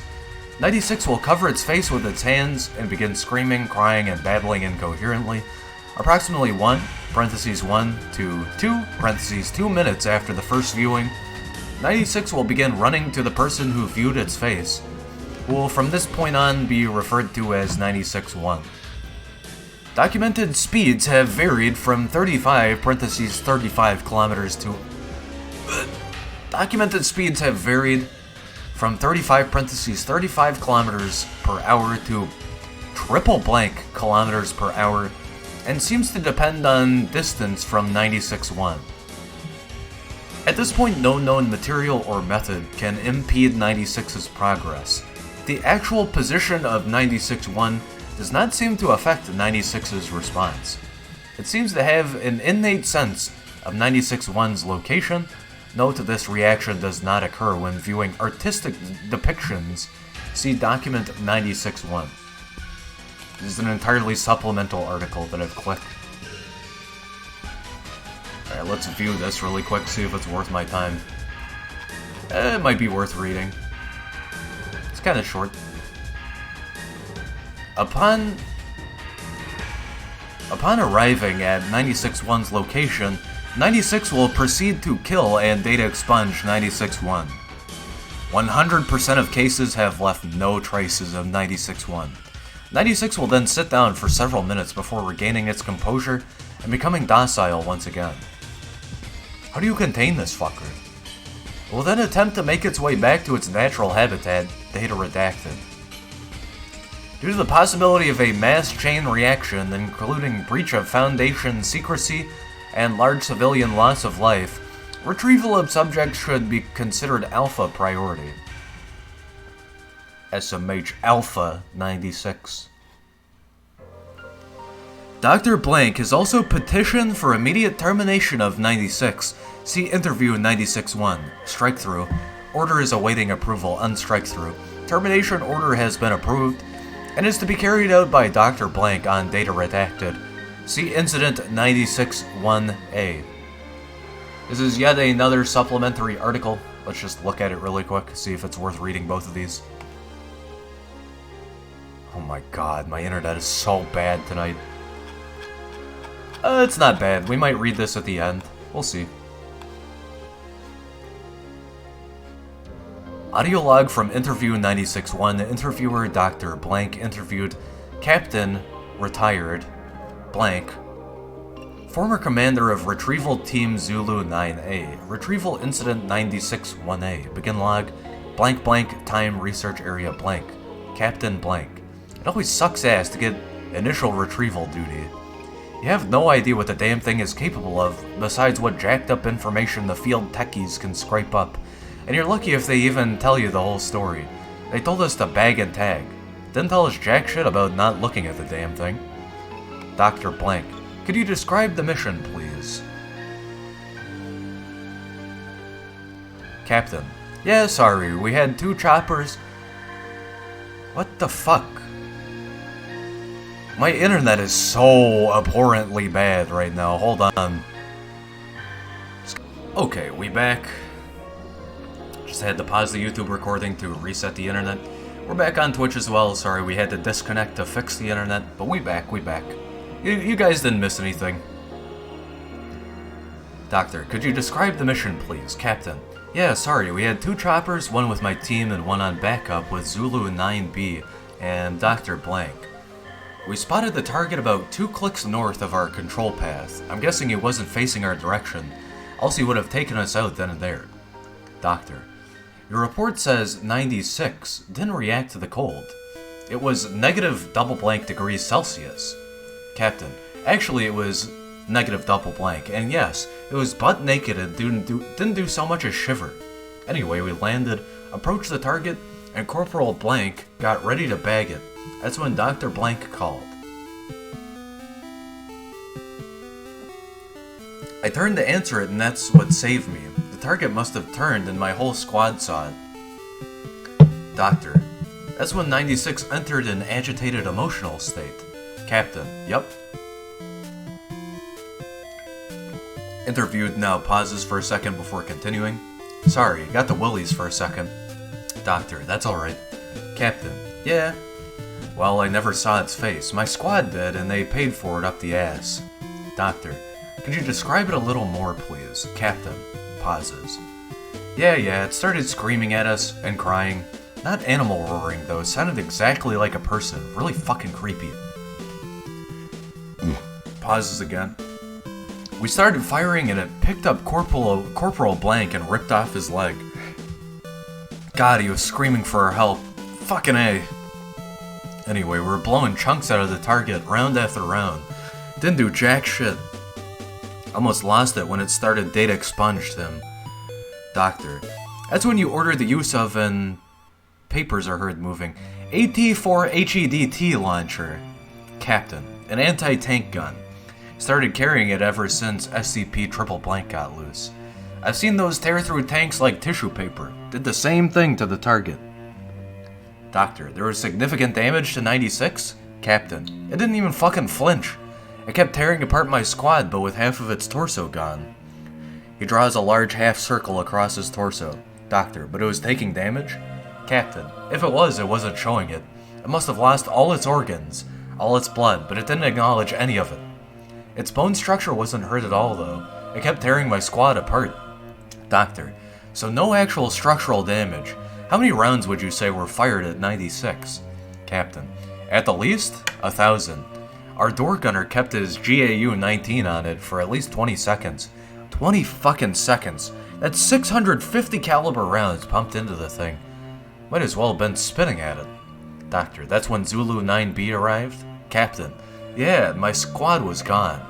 Zulu 9B managed to get the bag over its head and it just sat down. We got it into the chopper and got it here. I don't know how I never saw its face. Maybe God or Buddha or whoever thought I should live. The jackass. Doctor.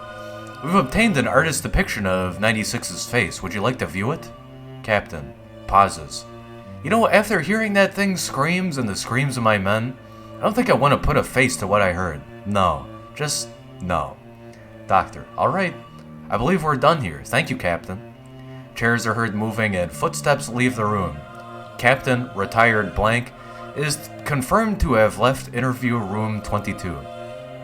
Thank God. The drop frames is at least bearable now. It's not 98 fucking %. Jeez. Doctor, let this be on record that I am formally requesting 96 be terminated as soon as possible. End log. Alive cognito-hazard Dr. Dan. I stand fucking corrected. Just like randomly disconnecting from the Twitch chat and reconnecting. Alive cognito-hazard Dr. Dan Euclid humanoid visual. Let's move on to the next one, and yeah, I'll go ahead and read these. I think we can go a little longer on this. So this is the supplemental article number 1 for 96, document 96-1, documentation 96-1 of experiment 96-1. Experiment 96-1 is headed by Dr. Dan. Purpose is to test 96's abilities while obtaining complete physical description of 96. Yeah, this just links back to 96. D9031 is a 32-year-old convicted felon and former tattoo artist.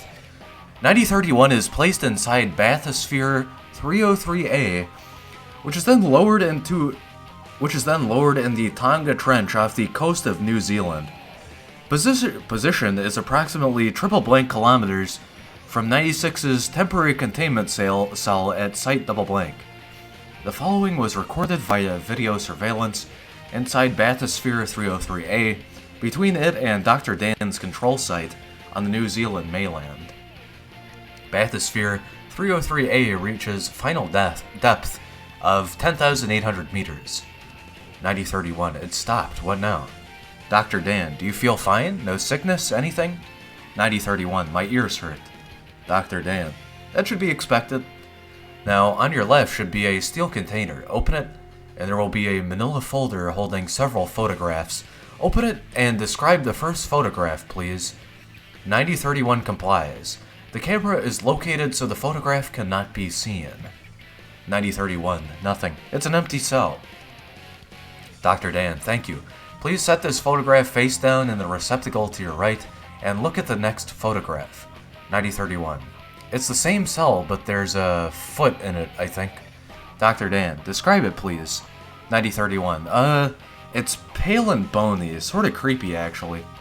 Dr. Dan, place the photograph in the receptacle, face down, and look at the next one. 9031.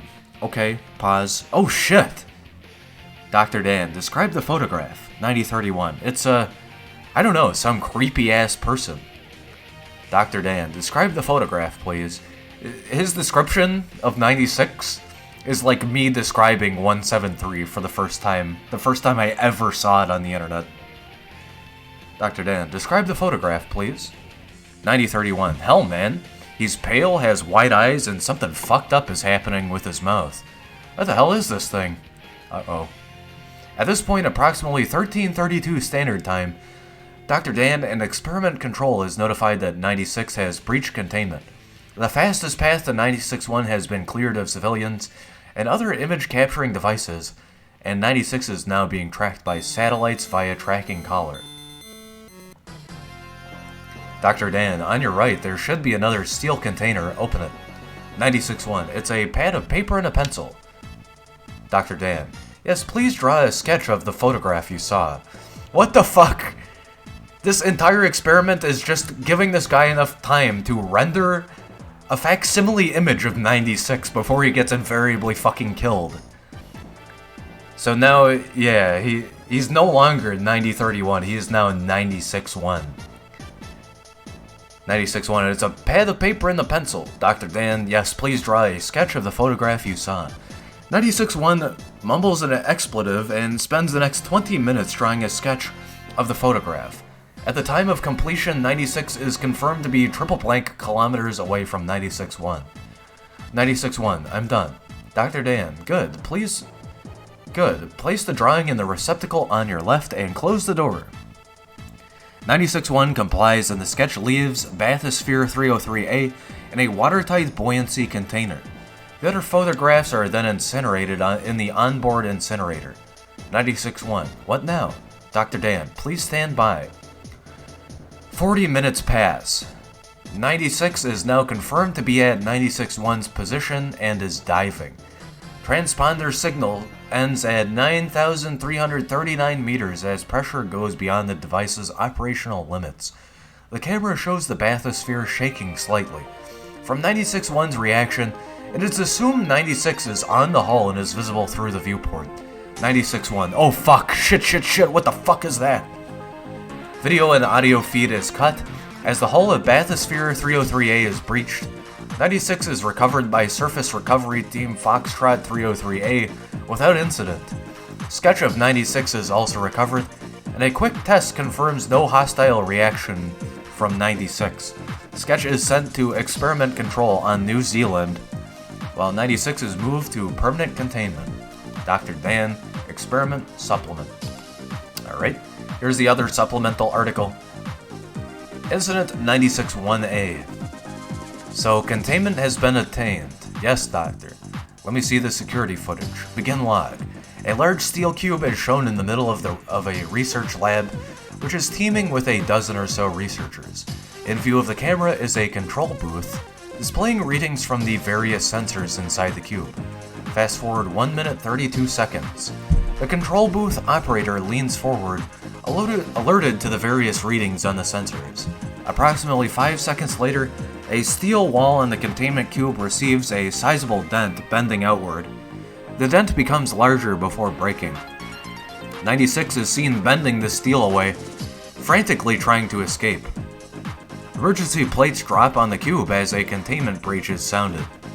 The security tape has 96's face blurred out as per containment protocol. How the fuck did they blur out its face? Okay, they had like some professional video editor blur out 96's face, 96 kills him, and then they have 96 safe footage. What the fuck? Two security teams enter the room as 96 breaks out of containment. Live rounds and tranquilizer darts are fired to no visible effect. Approximately 90% of researchers and security personnel have directly viewed 96's face, and a code Lima is declared. The room and surrounding areas are sealed and flushed with double-blank glass nerve agent. Approximately 2 minutes later, 96 breaches research site double-blank and travels double-blank kilometers per hour through the outside desert, traveling blank. End log. Echo Romeo was assigned to immediate containment breach. When we realized just how big a breach we were dealing with, we were completely overwhelmed. Funny how even the best and brightest minds in the world can be so unprepared. So, are you saying it's your own fault? Absolutely not. This was a new discovery in 96's behavior. We had no way to know, and we are lucky it did not turn into an XK. For clarification, an XK is basically like a world-ending scenario, and there are different classes of it too. XK is just one of them. Begin log. Helm cam footage from ER1. Footage from inside a UH-60 shows 96 on the desert floor, moving at considerable speed. ERA. This is Echo Romeo Actual. We have visual of the target. Unintelligible. At data expunged, knots and increasing. ERA listens to the radio as orders, identified as coming from Dr. Dan, are relayed. 96 can be seen slowly gaining speed. ERA motions off camera. ER3 appears, holding a modified XM500 anti-materiel rifle. 2 shots are fired, the first misses, the second hits 96 in the lower leg. 96 stumbles but recovers. Speed change is insignificant. ERA, unintelligible. Pete, no effect on target. ERA motions to ER3 again. ER3 fires 3 more shots, the first 2 miss, and the third hits 96 in the head. 96 falls, skids, and rolls several times, reducing its speed minimally. 96 rolls to its feet and continues unabated. Camera pans up to see 8 V-22 Ospreys belonging to MTF Tau 1 flying overhead and past the helicopters on the same outbound vector as 96. Camera cuts out. End log. Begin log. Video interview log 96-1A. Dr. Oleksy appears very calm, determined, and answers all questions slowly and deliberately. Where were you exactly at the time of breach? Dr. Oleksy. On break, getting a cup of coffee. It was pure luck I wasn't caught in the containment area. Interviewer, describe your actions directly after the containment breach. Dr. Oleksy, I sent Echo Romeo after 96 and alerted Dr. Dan to the situation. We then set upon the task of locating 96-1. Once the general direction of 96 was determined, I sent Mobile Task Force Tau 1 ahead to evacuate civilian population centers in 96's path, all according to containment protocol. End log.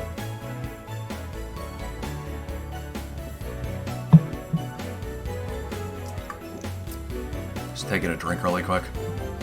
Begin log. Video interview log 96-1B.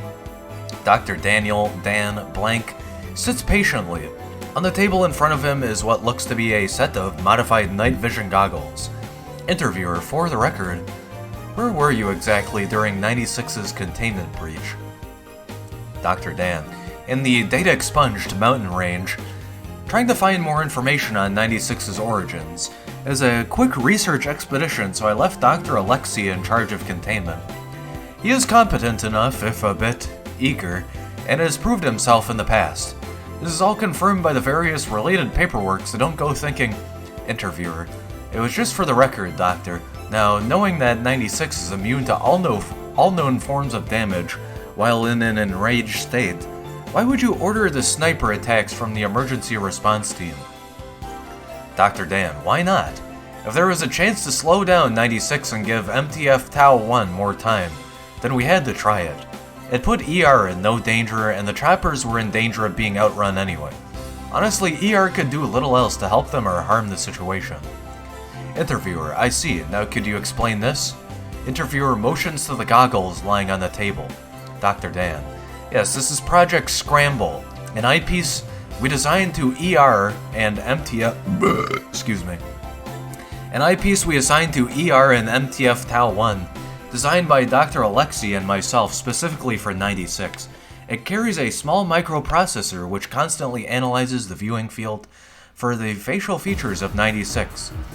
Facial recognition software inside instantly identifies them, scrambling the image into an unrecognizable mess before the light reaches the human eye. It's quite ingenious, really. Interviewer, and expensive. Dr. Dan, very. Which is why it's such a shame it didn't work. End log. What is 96 gonna go attack the main central computer that processes the data over time? And then attack that for viewing its face? Begin log. Audio transcript between MTF Tau 1 and modified EG3 Sentry AWACS call sign Big Brother. NTF T1 Ospreys in the air moving data expunged at data expunged, awaiting vector. Big Brother electronics online, cruising altitude reached, uploading program scramble to all camera systems, cameras online. Big Brother is now watching. MTF T1, what outbound vector is the target currently heading? Big Brother, target is currently westbound. Stumbling over my tongue. Target is currently westbound, traveling on shit. Yeah, he's on the I-40. I think he just flipped a semi. Outbound vector is data expunged, degrees by data expunged. Next town on this vector is data expunged. I'd say a couple 100 kilometers. Shit. MTF were suggesting Echo Romeo begin evacuating the I-40. I don't know how many cars the target is wrecked. MTF T1, hold one. That's a negative, Big Brother. ER is reporting that the target is outrunning her choppers. They can't get ahead of him. Big Brother, then get them to stop the motorists on the other lane. I don't know how many people have seen this thing's face. End log. The first 3 elements of Tau 1 succeeded in gathering the townsfolk in the first 3 towns without incident. 96-1 was confirmed to not be in any of these when 96 ran through each in turn without stopping. However, a video log in MTF Tau shows 96-1 being identified in the town of data expunged, and the ensuing incident. Show it. Begin log. Helm cam footage from the element 4 of MTF Tau 1 in the town of data expunged. Most of the townspeople are gathered in the square, all blindfolded. Helicopters sweep the town. Indistinct orders are heard over loudspeakers from both the helicopters and ground personnel. MTF T1, over Taucom radio and loudspeakers, the target is entering proximity zone. All units activate scramble gear and begin crowd control procedures. All civilians are not to move from their spot to remove their blindfolds. If you move or touch your blindfold, you will be shot. I repeat, all civilians are. Orders are drowned out by a loud shriek coming from outside the camera's view. Approximately 2 kilometers away, 96 is seen to be coming over the crest of the hills. It tries to slow down on the descent, but trips and tumbles down at high speed, crashing through several houses before regaining its footing almost without delay. Very, clumsy. It's a clumsy one. 96 is quite the butterfingers. Approximately, never mind, I already read that. Unknown voice over loudspeakers. Unintelligible. Civilians are not to move. You will be shot, I repeat. Unintelligible. Several shots are heard, none of which are directed at 96. 96 stops for 1 second before running into the crowd of townsfolk, throwing many aside and trampling more. More shots are heard as the crowd begins dispersing, the loudspeakers unintelligible under the vocalizations of 96. 96 locates 96-1, a middle-aged man, and the camera views 96 grabbing him before it is hit by a fleeing townsperson and is dislocated from the helmet. End log. Begin log, video interview log 96-1C. Major Jack Wilford, current commander of MTF Tau 1. I was looking through 96-1's house with my squad. Poor bastard was a semi-pro mountaineer. Took a trip to the blank. Apparently he took a snapshot of the landscape and just happened to catch 96 in the background.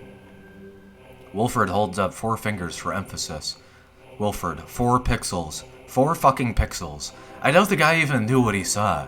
He was probably just looking at the picture one day and noticed an off-color patch of snow and went on with his day. Interviewer, how did you find it? Wilford, our scramble gear picked it up right away. The lieutenant got the picture and took it down to the chopper before I ever got to see it. By then, the damn monster had taken down Big Brother and it had peeled open the former, Major's striker. All hell was breaking loose. Interviewer, so the scramble gear was ineffective. Wilford, ineffective? The goddamn scramble were pieces of shit that killed the whole damn task force. You know only 3 people are alive besides me? All because some retard egghead thought of a state-of-the-art countermeasure to 96's hostile reaction. Those bloody idiots could have just put a bag over the target's head and be done with it, but no, we had to use state-of-the-fucking-art scramble. End log. Begin log. Dr. Dan, what did that fucker call me? Dr. Dan pushes back from the table and begins standing up. Dr. Dan, I'll show that goddamn son of a bitch what an egghead is after I bash open his... Interviewee begins shouting and cursing. 2 guards enter the room and push Dr. Dan back into the seat. Interviewer, do we need to administer a sedative, doctor? Dr. Dan takes a breath and smooths his coat. Dr. Dan, no, I apologize. Ugh. Scramble was really an ingenious idea. However, it was a failure because we did not fully know how 96 worked. You see, as the chip inside Scramble picked up 96's facial features and began scrambling them, there was a split second of uninterrupted light flow to the retina. Computers are fast, but not as fast as light. So there is a split second image of 96's direct face sent to the brain. It wasn't even consciously received, but apparently it was enough to trigger the hostile reaction in 96. Interviewer, so with this report of the photograph, Dr. Dan, that's the most disturbing part of this whole incident. You know when the former 96-1 went on the mountain trip? 1990 single blank. That's double blank years of that photo hanging there before he saw 96. Since the brain doesn't need to be aware that it is viewing 96's face to trigger the reaction, there can be ticking time bombs hidden literally anywhere in the world. How many photographs are out there containing 96? Just going unnoticed, waiting for a careful eye. As I said before, I want this thing terminated. Now. End log. Just a quick question, Doctor. What exactly were you planning on doing there? Major Jack Wilford was top-notch SBS when we recruited him. I was also a recon corpsman, sir, and was deployed in the Caucasus. Marines beat SBS. No, they don't. Enough, both of you. Moving on. Begin log. Video interview log 96-1D. Chief Master Sergeant Blank, door gunner under Echo Romeo. I got the bag over its head. Interviewer. Yes, you've told me that. Could you tell me exactly what transpired? Blank. It was done with all its... It was sitting there in the highway, just got done ripping open a minivan. Interviewee is silent. Interviewer. And? Blank. Wes landed the chopper. I got out and bagged it. I put the bag over its head, it got calm, and they took it. Interviewer. So the victims in the minivan were the last to have viewed 96's face? Interviewee is silent. Interviewer. Blank? Question mark? Interviewee remained silent for the remainder of the interview and was released. He was later found in his bunk room, having committed suicide via hanging with a makeshift rope. A half-crushed pacifier was found in his fist. That's fucking sad. End log. Begin log, video log 96-1D, confiscated tape from news broadcast CNN. The image shows first responders surrounding the remains of a crashed plane over the shoulder of a field reporter. Reporter, the plane, which seems to be military in origin, has no outward markings designated it as a part of the U.S. military. While first responders look for a black box recording, it is thought by police that the plane crashed due to a massive cabin breach in both the cockpit and fuselage. The reporter motions to a large hole in the side of the plane, which several firefighters are climbing inside. Reporter, paramedics have only found 3 bodies, which is odd for a plane apparently requiring a crew of around 20 men. Police have suggested The reporter is cut off as 3 super stallions are shown hovering overhead, 2 of which land and begin unloading troops belonging to MTF Epsilon. MTF E1, shut off the camera, shut off the motherfucking... End log. Begin log, Dr. Alexei. So are we finished here? Interviewer, one last question, Doctor, or statement, as it seems. We find it interesting that there was no break room at research site double blank, or coffee. Interviewee remains silent. Interviewer, we think it would be best if you begin talking. Remainder of video interview log 961A redacted, end log. So it was like a fucking inside job? I don't see what that has to do with me. There's no reason to play dumb, Doctor. He's told us everything. Well, then I guess there's no feigning anything, is there? Audio recording 05 hearing. 051. Upon reviewing your testimony and available footage, and the confession of the late Dr. Alexei, it is the unanimous agreement of the 05 that you are to be terminated for your part in the gross breach of 096, Dr. Dan. And I thought you would know the meaning of for the greater good. 051. Do not try my patience, Doctor. Given the incident's scope and potential, the 05 have approved your request for the termination of 96. Given the lack of personnel with understanding of 96, the termination will be entrusted to you under heavy guard and the personal supervision of me. Your own termination will be scheduled at a later date. Unlog. That is horrible, Doctor. How could you knowingly... It worked. It was only a matter of time until that happened in a major population center, and its face spread over the world news. I can kill 96, but I've killed myself in the process. Dr. Dan Incident Supplement.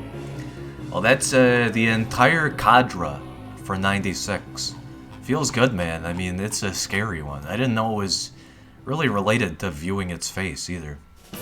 I just thought it was a freak.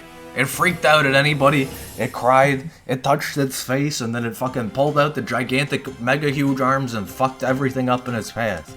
I knew that much. I didn't know it fucking required you to view it in basically almost any medium.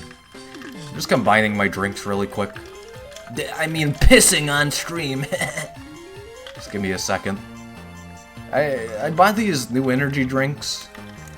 Along with this regular thing I have, the Arizona RX Energy. What is this thing called? It is called Bubbler Antioxidant Sparkling Water that boosts, energizes, and restores balance. Cherry Guava Blender. It has caffeine in it, that's why I bought it. And I've been trying to drink a lot of stuff that doesn't have a lot of sugar. This thing tastes like shit. And I fucking love cherry, so I'm combining it with my Arizona to make it taste better. Anyway. Item number 97, Object Class Euclid. Special Containment Procedures 97 is contained within the limits of the property where it was initially discovered, Zone SCP-97. The property is surrounded by an 8-meter tall concrete block fence fitted with barbed wire and security camera systems. Satellite images of Zone SCP-97 are to be doctored, removing all traces of the area. So you won't find this one on Google Maps, huh? Any and all new plant growth outside the containment area suspected to originate from within the SCP is to be sterilized through application of boiling salt water and/or incinerated. Absolutely all abnormal behavior is to be reported to Dr. Bridge within 10 minutes of occurrence. If any personnel or their families experience hallucinations or thematically related dreams outside of containment, they are to contact Dr. Bridge to schedule treatment. God, I'm stuck on 96. I'm like thinking any exposure to anything is just grounds for termination now. Like, contact Dr. Bridge so he can shoot you in the fucking head. Localities surrounding 97, specifically redacted, are to be monitored from the 1st of April until the 1st of November every year for affected civilians. Alright, we're past the point of no return on this one. Medical establishments dealing with sleep abnormalities are to be monitored for signs of 97's influence. Civilians below the age of 16 encountered alone within 1 square kilometer of Zone SCP-097 are to be taken into Foundation custody and are to be treated with a Class B amnestic and return home or the nearest police station. Personnel tasked with the return of civilians are to avoid public exposure. Each agent is to be assigned a cover story to follow if they do encounter civilians en route to their destinations. I mean, that's just typical Foundation shit. See level 3 staff for details. Yeah, that's like entry-level stuff. The morning after the first frost of the year, a team of 25 agents armed with agricultural tools are to enter 97 and clear away the outer plant matter. This process is not to continue past dusk. Description 97 is a 10-acre area of land in the state of Redacted in the Midwestern United States. It is the abandoned remains of the Redacted County Fair 1969, nice, an area of approximately 2.3 kilometers squared, approximately 5.4 square miles. Structures within the SCP area exist in a state of moderate disrepair, consistent with the expected age and environment. At the center of 97 lie the remains of a 1956 GMC pickup truck, majority of which is crushed beneath a colossal pumpkin of unknown subtype, henceforth 97-1. 97-1 stands approximately 7.4 meters, parentheses 24.3 feet tall and 8.1 meters, parentheses 26.8 feet in diameter at its widest. Current estimates put 97-1 at approximately 15,000 kilograms, approximately 33,070 pounds. This pumpkin remains roughly spherical in shape, instead of spreading out under its own weight, as would be expected of a plant its size. Remaining portion of 97, parentheses approximately 2 kilometers squared, is overgrown with several dozen varieties of pumpkins, with over 70 subspecies yet identified, and many previously unknown to agriculture. Many of these pumpkins have been shown capable of growing to enormous sizes, the average estimated weight being around 250 kilograms, parentheses average 550 pounds. These pumpkins, along with the assorted other crops, grow with and around the remains of the 1969 fairgrounds, creating a maze-like arrangement of plant life. The average height of the walls within 97 is 1.6 meters, though this may vary from year to year. Between April and November each year, the area within 97 has produced a number of anomalous phenomena, ranging from benign to implicitly aggressive. To date, 17 agents have been severely maimed within 97, 8 having died. See Event Log 97 for a brief listing of recorded phenomena. Okay, this is just an entire supplementary article. Appears to be a table. Maybe I'll read this one. It doesn't seem that interesting to me, though. Addendum. Historical note. Prior to the construction of 97's containment wall, instances of what are now known as 2171-1 were occasionally observed to form fragmented walls, and at one point a near-complete ring of 2171 around 97's area of effect. This behavior ceased following the containment wall's completion. The purpose and implications behind this interaction are as of yet unknown. So another article, this is 2171. What's all this then? Probably not gonna read this, but you know, for context, here it is. Nice. Alright, let's zoom back in. Effects of 97 on children. In addition to its immediate effects outlined in Event Log 97, which we have open, 97-1 appears to produce an undetectable signal towards children in an undetermined range. For clarity, children will refer to individuals up to the age of strike through 8 and strike through 10. Beginning in early April, civilian children within 97's undefined range may be overcome with somnambulism on clear nights. Affected children will move around their homes, stopping to face closed doorways for several seconds before moving to the next nearest doorway, eventually returning to bed. At first, this behavior will occur only once a week, beginning with only the doors on a single floor. As sleepwalking will become more frequent, By mid-August, happening every night. If forcibly awoken at any time during these episodes, they will scream for several seconds before succumbing to a degree of confusion. This reads like Ed's house, or not Ed's house, Joe's house. That one really weird game. It's like super fucking creepy, but it's actually a wholesome, like tower defense kind of game. Super fucking weird game. In fact, I'm gonna pull this up while I'm combing my hair. Is it Joe's house? I know, speaking of Joe, Varg Skeletor Joel played this game, and there's gonna be a Joe's House 2. I'm gonna have to check this out on stream. Joe's House by Road Dust, Potato1212. Oh yeah, there's Joe's House, alright, holy fuck. God, this is a fucking weird game. Anyway. Considering how short the supplementary article is, I probably will read it. Over the course of... Oh wait, I missed something. After an affected child is awoken in this manner, the effect will cease, and the child will never show any further signs of 97's influence. The Great Pumpkin!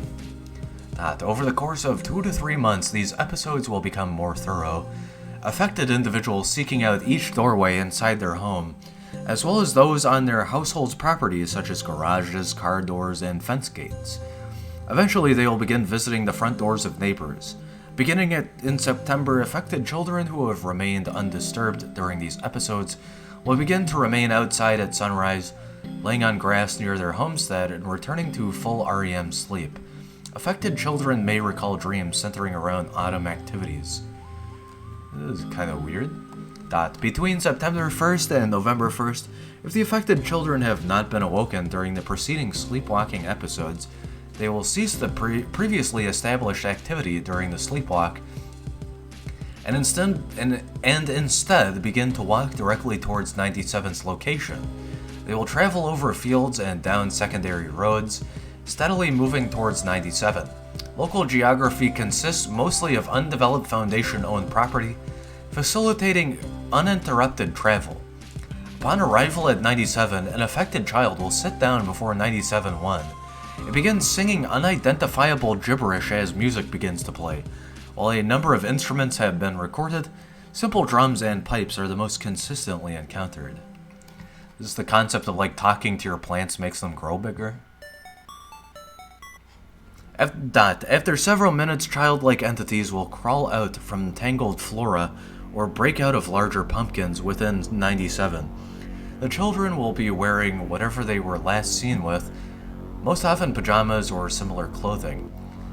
Many of these entities match those children known to be lost to 97-1.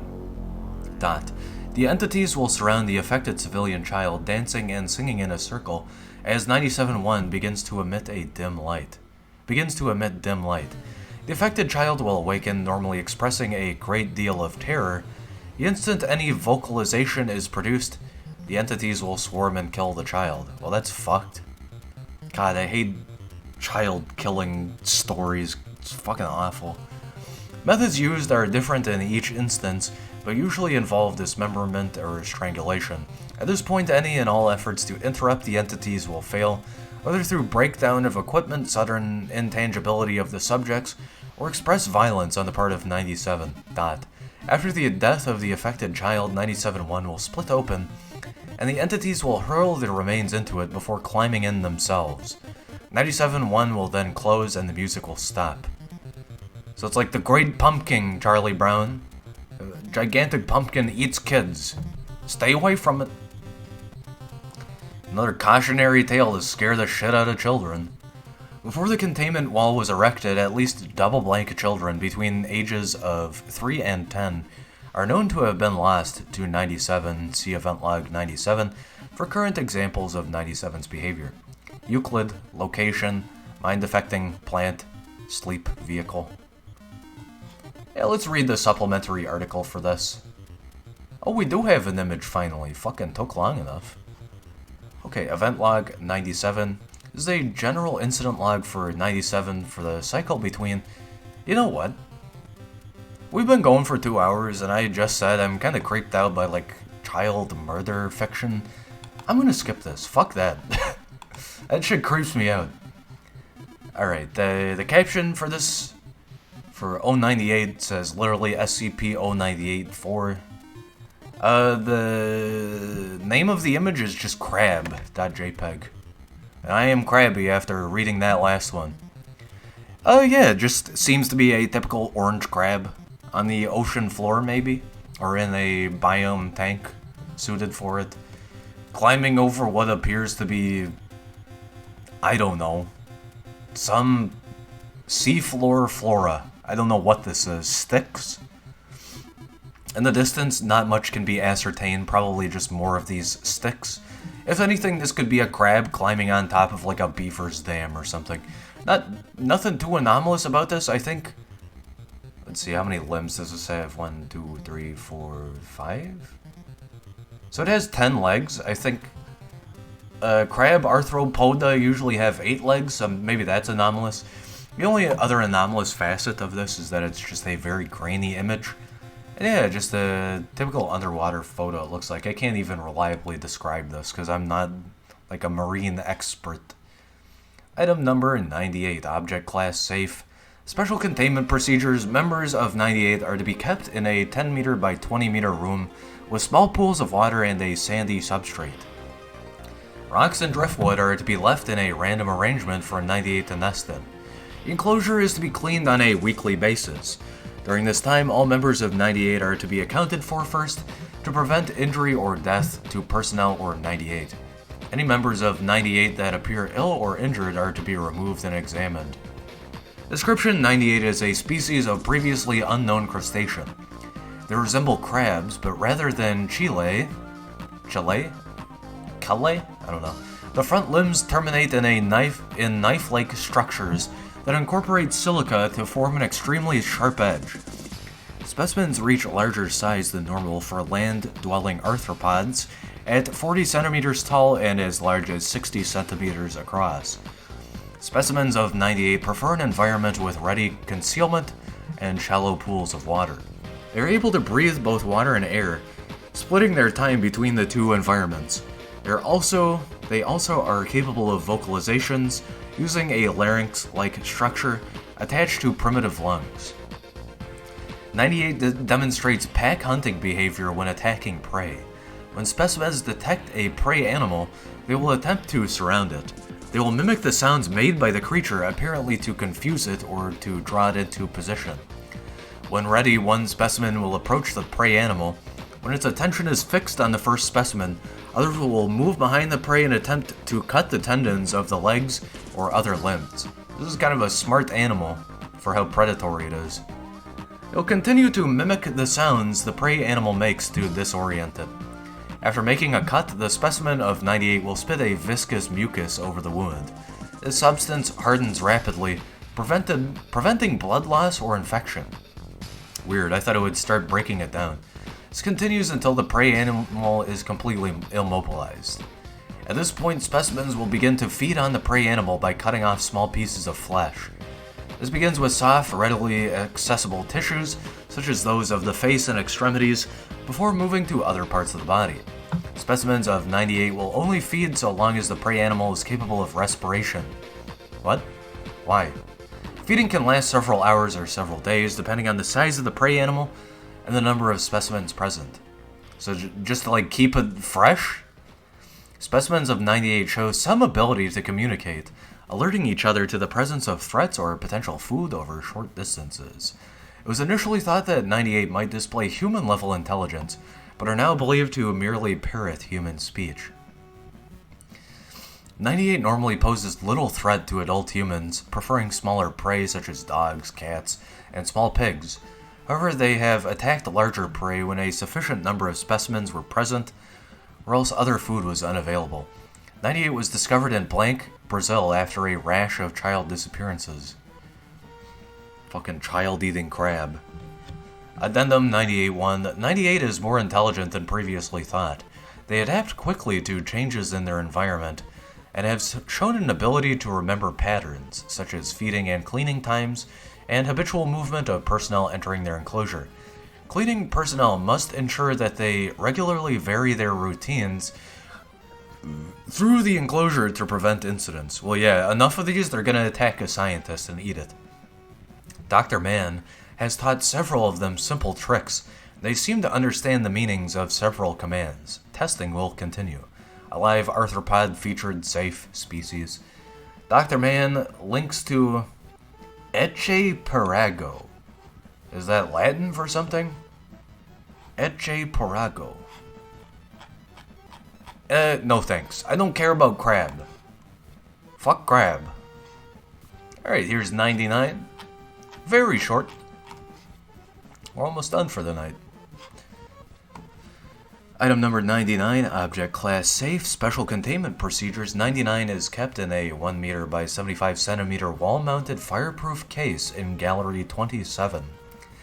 Standard climate and humidity controls apply to this section of the gallery.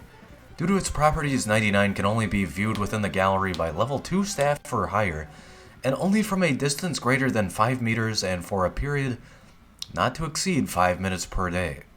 When not being viewed, the case is to remain shut and electronically locked. Description: 99 is a 73 by 50 centimeter painting titled The Portrait. Created in 1935 by surrealist painter René Magritte. Hey, I think I recognize that name. René Magritte? Is this a real artist? Let's get some context here. Is René Magritte a real person? Yeah! Oh, it's this guy! The guy that made this fucking image. This is René Magritte? Dude, I fucking love these kinds of pictures. They're super weird and like very spooky. Born René Francois Ghislain Magritte. René Francois Ghislain Magritte was a Belgian surrealist artist who became well known for creating a number of witty and thought-provoking images, often depicting ordinary objects in an unusual context. His work is known for challenging observers' preconditioned perceptions of reality. His imagery has influenced pop art, minimalist art, and conceptualist art. I'm sure that is a term.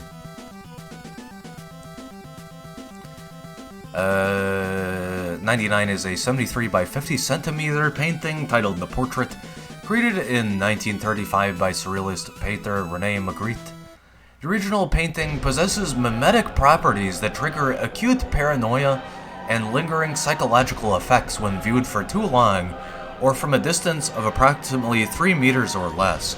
The painting depicts a simple still life, with the addition of a single eye staring back at the viewer. A reproduction of the work currently hangs in the Museum of Modern Art in New York, with critical elements removed to prevent the paranoia trigger. I remember reading this one. For a detailed description of the changes, refer to document 99B.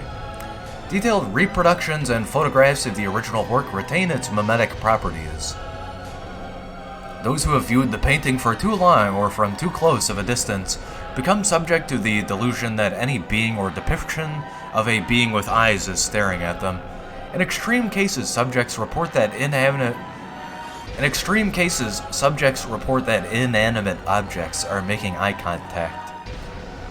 The condition is so severe that subjects will even report making eye contact with individuals whose heads are completely turned away. God, I fucking hate the concept of that. That is, like, in and of itself fucking scary to imagine. The condition is so severe that subjects will even report making eye contact with individuals whose heads are completely turned away. Depending on the length of the original exposure to the painting, subjects may suffer from this condition until death, resulting in severe paranoia and ankylophobia. Addendum: 99 was recovered from the primitive collection of K. Sage, another surrealist painter. Recovery was performed by MTF Theta 6 Pink Panther. Nice reference. Nice art reference. Ms. Sage was unaware of the recovery and replacement of 99, although pre-recovery investigations suggest she was aware of its properties and was either immune or careful not to look too closely. Interesting. Probably creeped her out that she's like, at least I have this surrealist art, but fuck this thing. I'm only keeping it for the sheer fact that it's art. Magritte was still alive at the time 99 At the time, 99 was stored in Gallery 27, remained under Foundation surveillance until his death in 1967. Research suggests that the painting's mimetic trigger was intentionally created, although the effect and power of the trigger was likely unintentional. Interesting. The Foundation has studied the rest of Magritte's work and found no anomalous mimetic properties to this date. Weaponized replication, data expunged. Artistic cognitohazard, mind-affecting, rewrite, safe visual. So yeah, this one's really interesting because not only is it just like weird and like LOL schizophrenia painting, it also makes me think of like, sorcery and artistic intention, as it says, the mimetic trigger. So it was intentionally created, which is definitely an aspect of sorcery. Artistic cognitohazard, mind affecting, rewrite, safe, visual. Alright, let's move on to 100.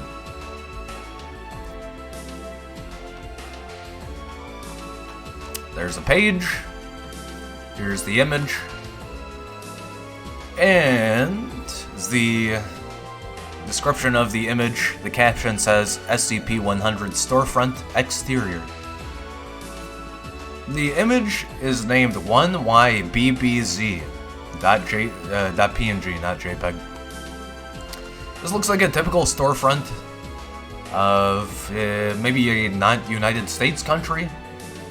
The reason I say that is the coloration of the building, the plant life, and really just the surrounding area in general. I feel like it's rare to see red brick, this sort of pole, and again, like, I don't know, just the weathered texture and stuff. It looks very much like Mexico or something. No offense made by that either, just...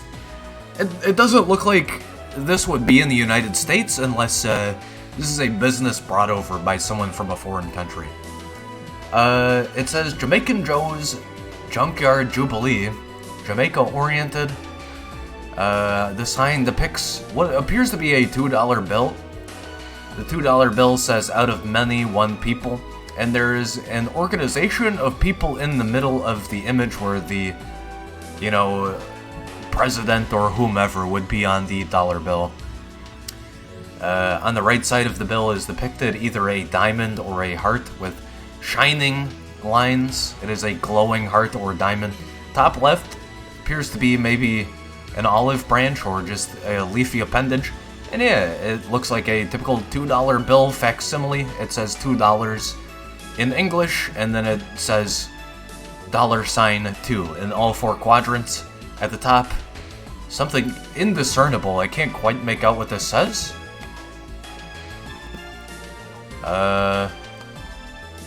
Looks like it says Bank of Jamaica. So this could be like a reference to a real Jamaican banknote. Yeah, there's a red brick wall around the sign. The sign itself appears to be a repurposed window, because it has a, a little windowsill, and it looks like the right size for it. It even has like that middle gap where a window would be capable to be opened. And yeah, it's a very bright green sign with yellow lettering, red outline, white lettering, many varied fonts, but mostly yellow, red, and green primarily. And then it says One Love underneath the dollar note, and we can discern black, yellow, red, black, green, yellow, green, and hidden behind this plant in the foreground, another yellow, another red, just dots for color design. It appears this signpost is a stop sign or something, although it looks like maybe there's a light attached to it at the top too, who knows. Yeah, at the top of the building we can see just artist depictions of plant life in 3 separate small murals.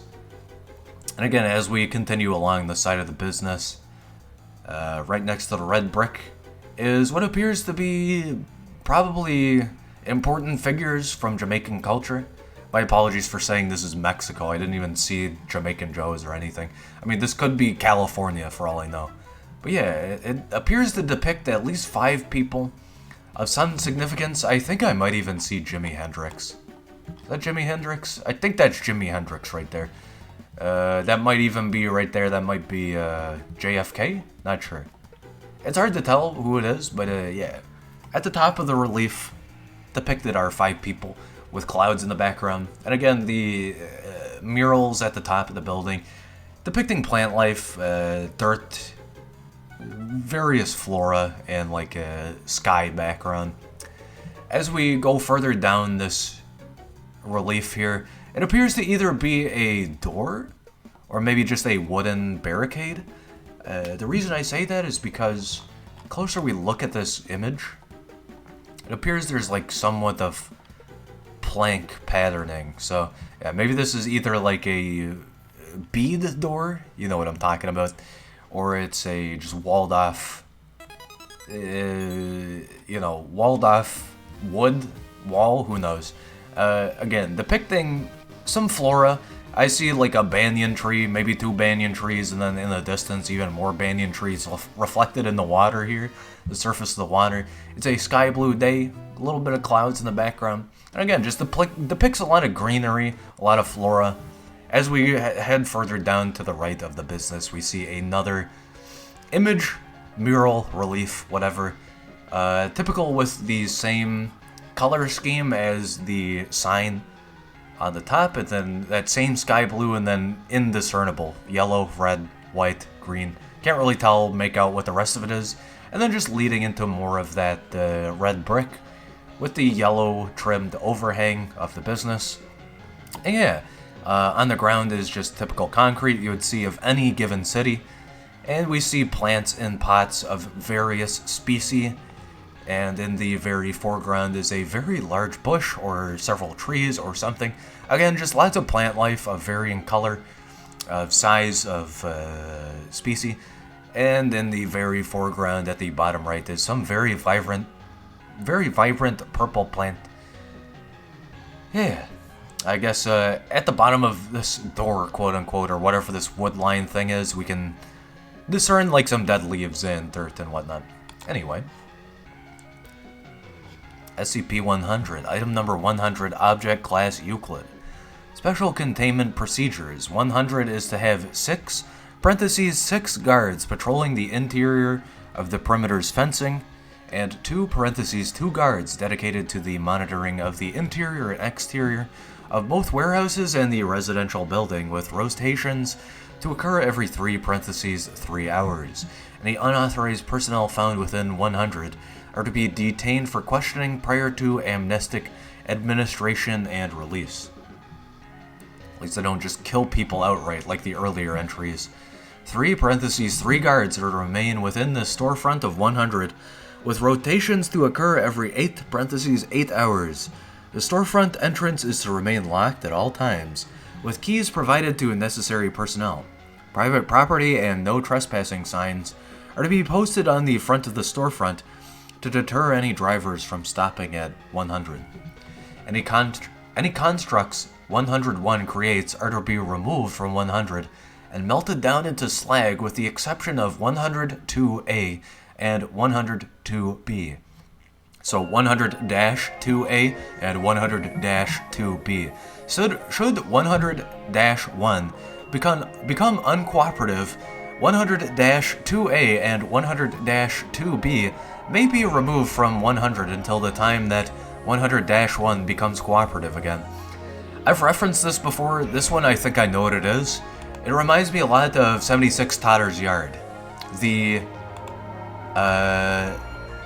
scrapyard warehouse where the Doctor would store his TARDIS and where several spatial temporal events happen throughout Doctor Who's history. The largest of the 2 warehouses within 100 has been converted into a basic research facility. All objects created by 100-1, excluding 100-2A and 100-2B, may be used for research purposes. Testing on 100-1 itself may be only conducted with written permission from the acting head researcher. Description: 100 is an abandoned scrapyard 80 kilometers from blank, South Carolina, known as Jamaican Joe's Junkyard Jubilee. The scrapyard covers roughly 5,000 square meters of fenced-off land consisting of 2 warehouses, a storefront, and a small residential building, as well as neglected land and land used for storage. 100 holds roughly 1,500 (1,500) vehicles, both pressed and unpressed, as well as roughly 1,400 (1,400) kilograms of separate scrap, estimated to be worth $5,000 (3,870 euros). Or is that francs? No, I think that's euros. 100's anomalous effect manifests through 100-1 and its constructs, including 100-2A and 100-2B. Autonomy is lost when 100-1 or one of its objects cross the fence perimeter of 100, remaining in this state until reintroduction. 100-1 is an autonomous sapient humanoid construct consisting mostly of copper piping, uninsulated copper wiring, and aluminum cans. 100-1 lacks the ability for written or verbal communication, however it possesses the ability to communicate using rudimentary sign language. I love when the Wiki uses sign language as a main talking point. Very cool.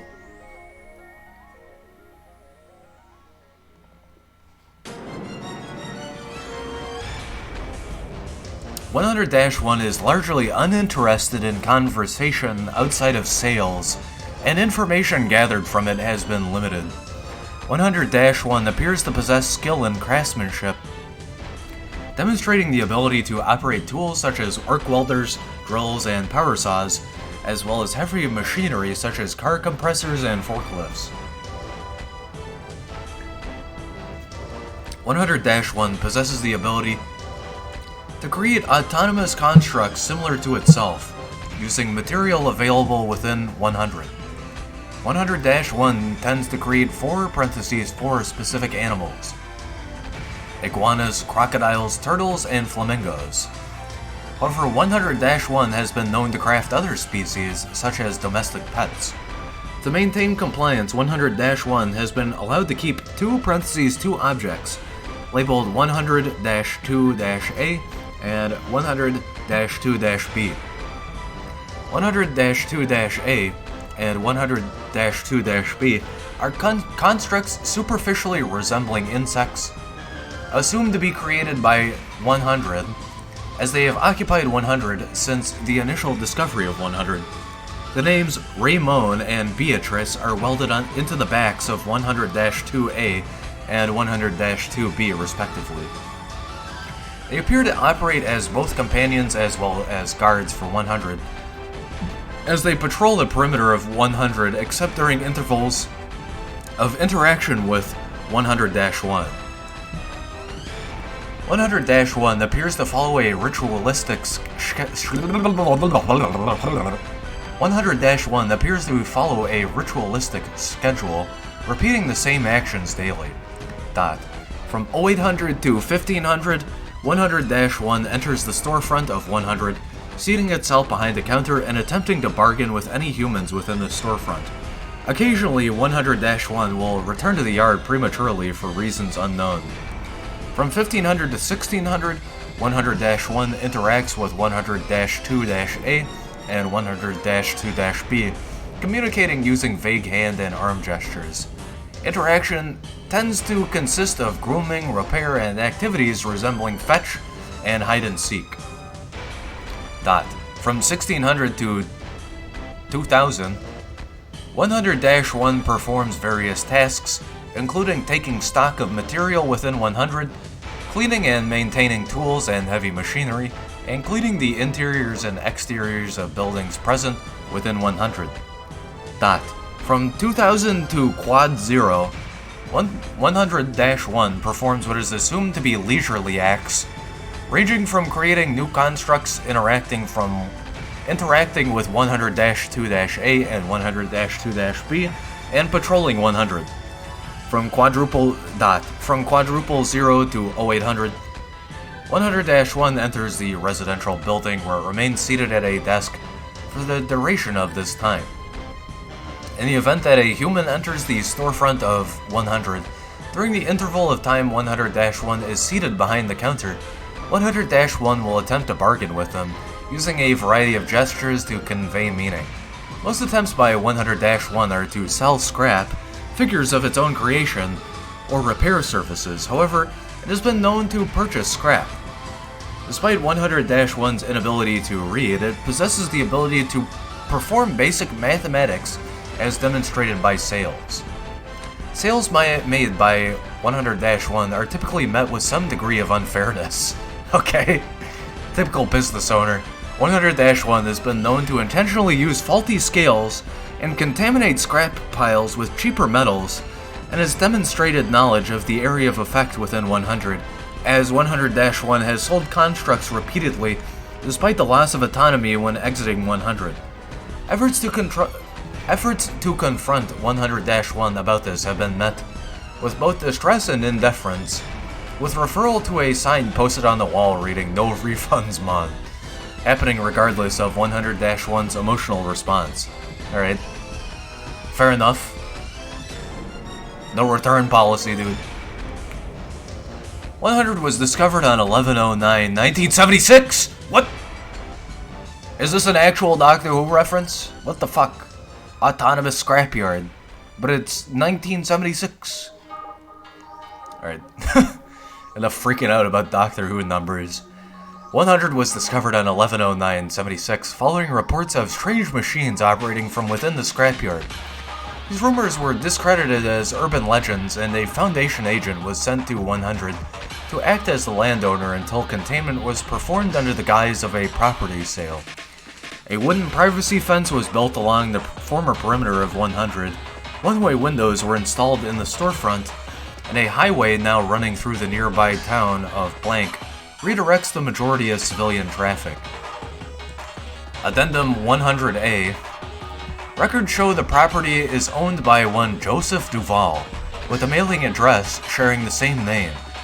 Local utility companies report billing had stopped approximately 3 months before the discovery of 100, which was found abandoned save for 100-1, 100-2-A, 100-2-B, and several avian and canine figures presumed to be made by 100-1. The initial sweep of the buildings revealed the residential building to be mostly bare, with the only sign of former occupants being a note found taped to the door of the storefront. See Document 100A. Incident 100A. On 06/03/05, 100-1 created a humanoid autonomous construct 10 centimeters in height, the first time 100-1 has done so. Significant effort was put into this construct compared to others, with greater detail applied to the construct, including facial features and JJ welded into the back of the construct, and stainless steel making up the majority of the construct. 100-1 placed the construct on the counter of the storefront for the duration of this scheduled interval, both using vague gestures to seemingly communicate with one another. Following the confiscation of the construct, 100-1 remained seated within the residential building of 100 for a total of 10 days. It made a child, and the fuckers took it away. Document 100A. The following is a copy of the note recovered upon discovery of 100. Out to lunch. Please see Assistant JJ. So maybe JJ died and was reincarnated into whatever 100-1 made? Who knows? Maybe it's that indestructible metal structure we saw before that increases at 102 pieces per increase. Automaton, Euclid, humanoid, location, metallic, sentient, self-replicating, sapient and sentient. Sorry, I read that wrong. Alright, well that's gonna do it for the sequential read-through tonight. Let's just go through and check the names of these, because I always forget to do this. So we had 91, Nostalgia. 92, The Best of the Fifth Dimension. 93, Red Sea Object. 94, Miniature Event Horizon. 95, The Atomic Adventures of Ronnie Raygun. 96, The Shy Guy, LOL. Dude, that thing is not shy. 97, Old Fairgrounds. 98, Surgeon Crabs. 99, The Portrait and 100 Jamaican Joe's Junkyard Jubilee. So yeah, that's gonna do it for me tonight on the SCP Foundation Wiki. I had a lot of fun reading this to you guys. I hope you enjoyed as well. And thankfully the internet's back to normal. God, it was fucking abysmal earlier. But yeah, that's gonna do it for me tonight, homies. I hope you appreciate it. I hope you enjoyed. I appreciate you stopping by. I hope you enjoy it. And yeah, thank you for showing up for the Golden Sun Randomizer. Despite the horrible lag, thank you for showing up for this, the Reading the SCP Foundation Wiki, numbers 91 through 100, despite the crazy lag. And yeah, like I said, that's gonna do it for me tonight. Before I go, I'm gonna go ahead and include some social media links in the Twitch chat.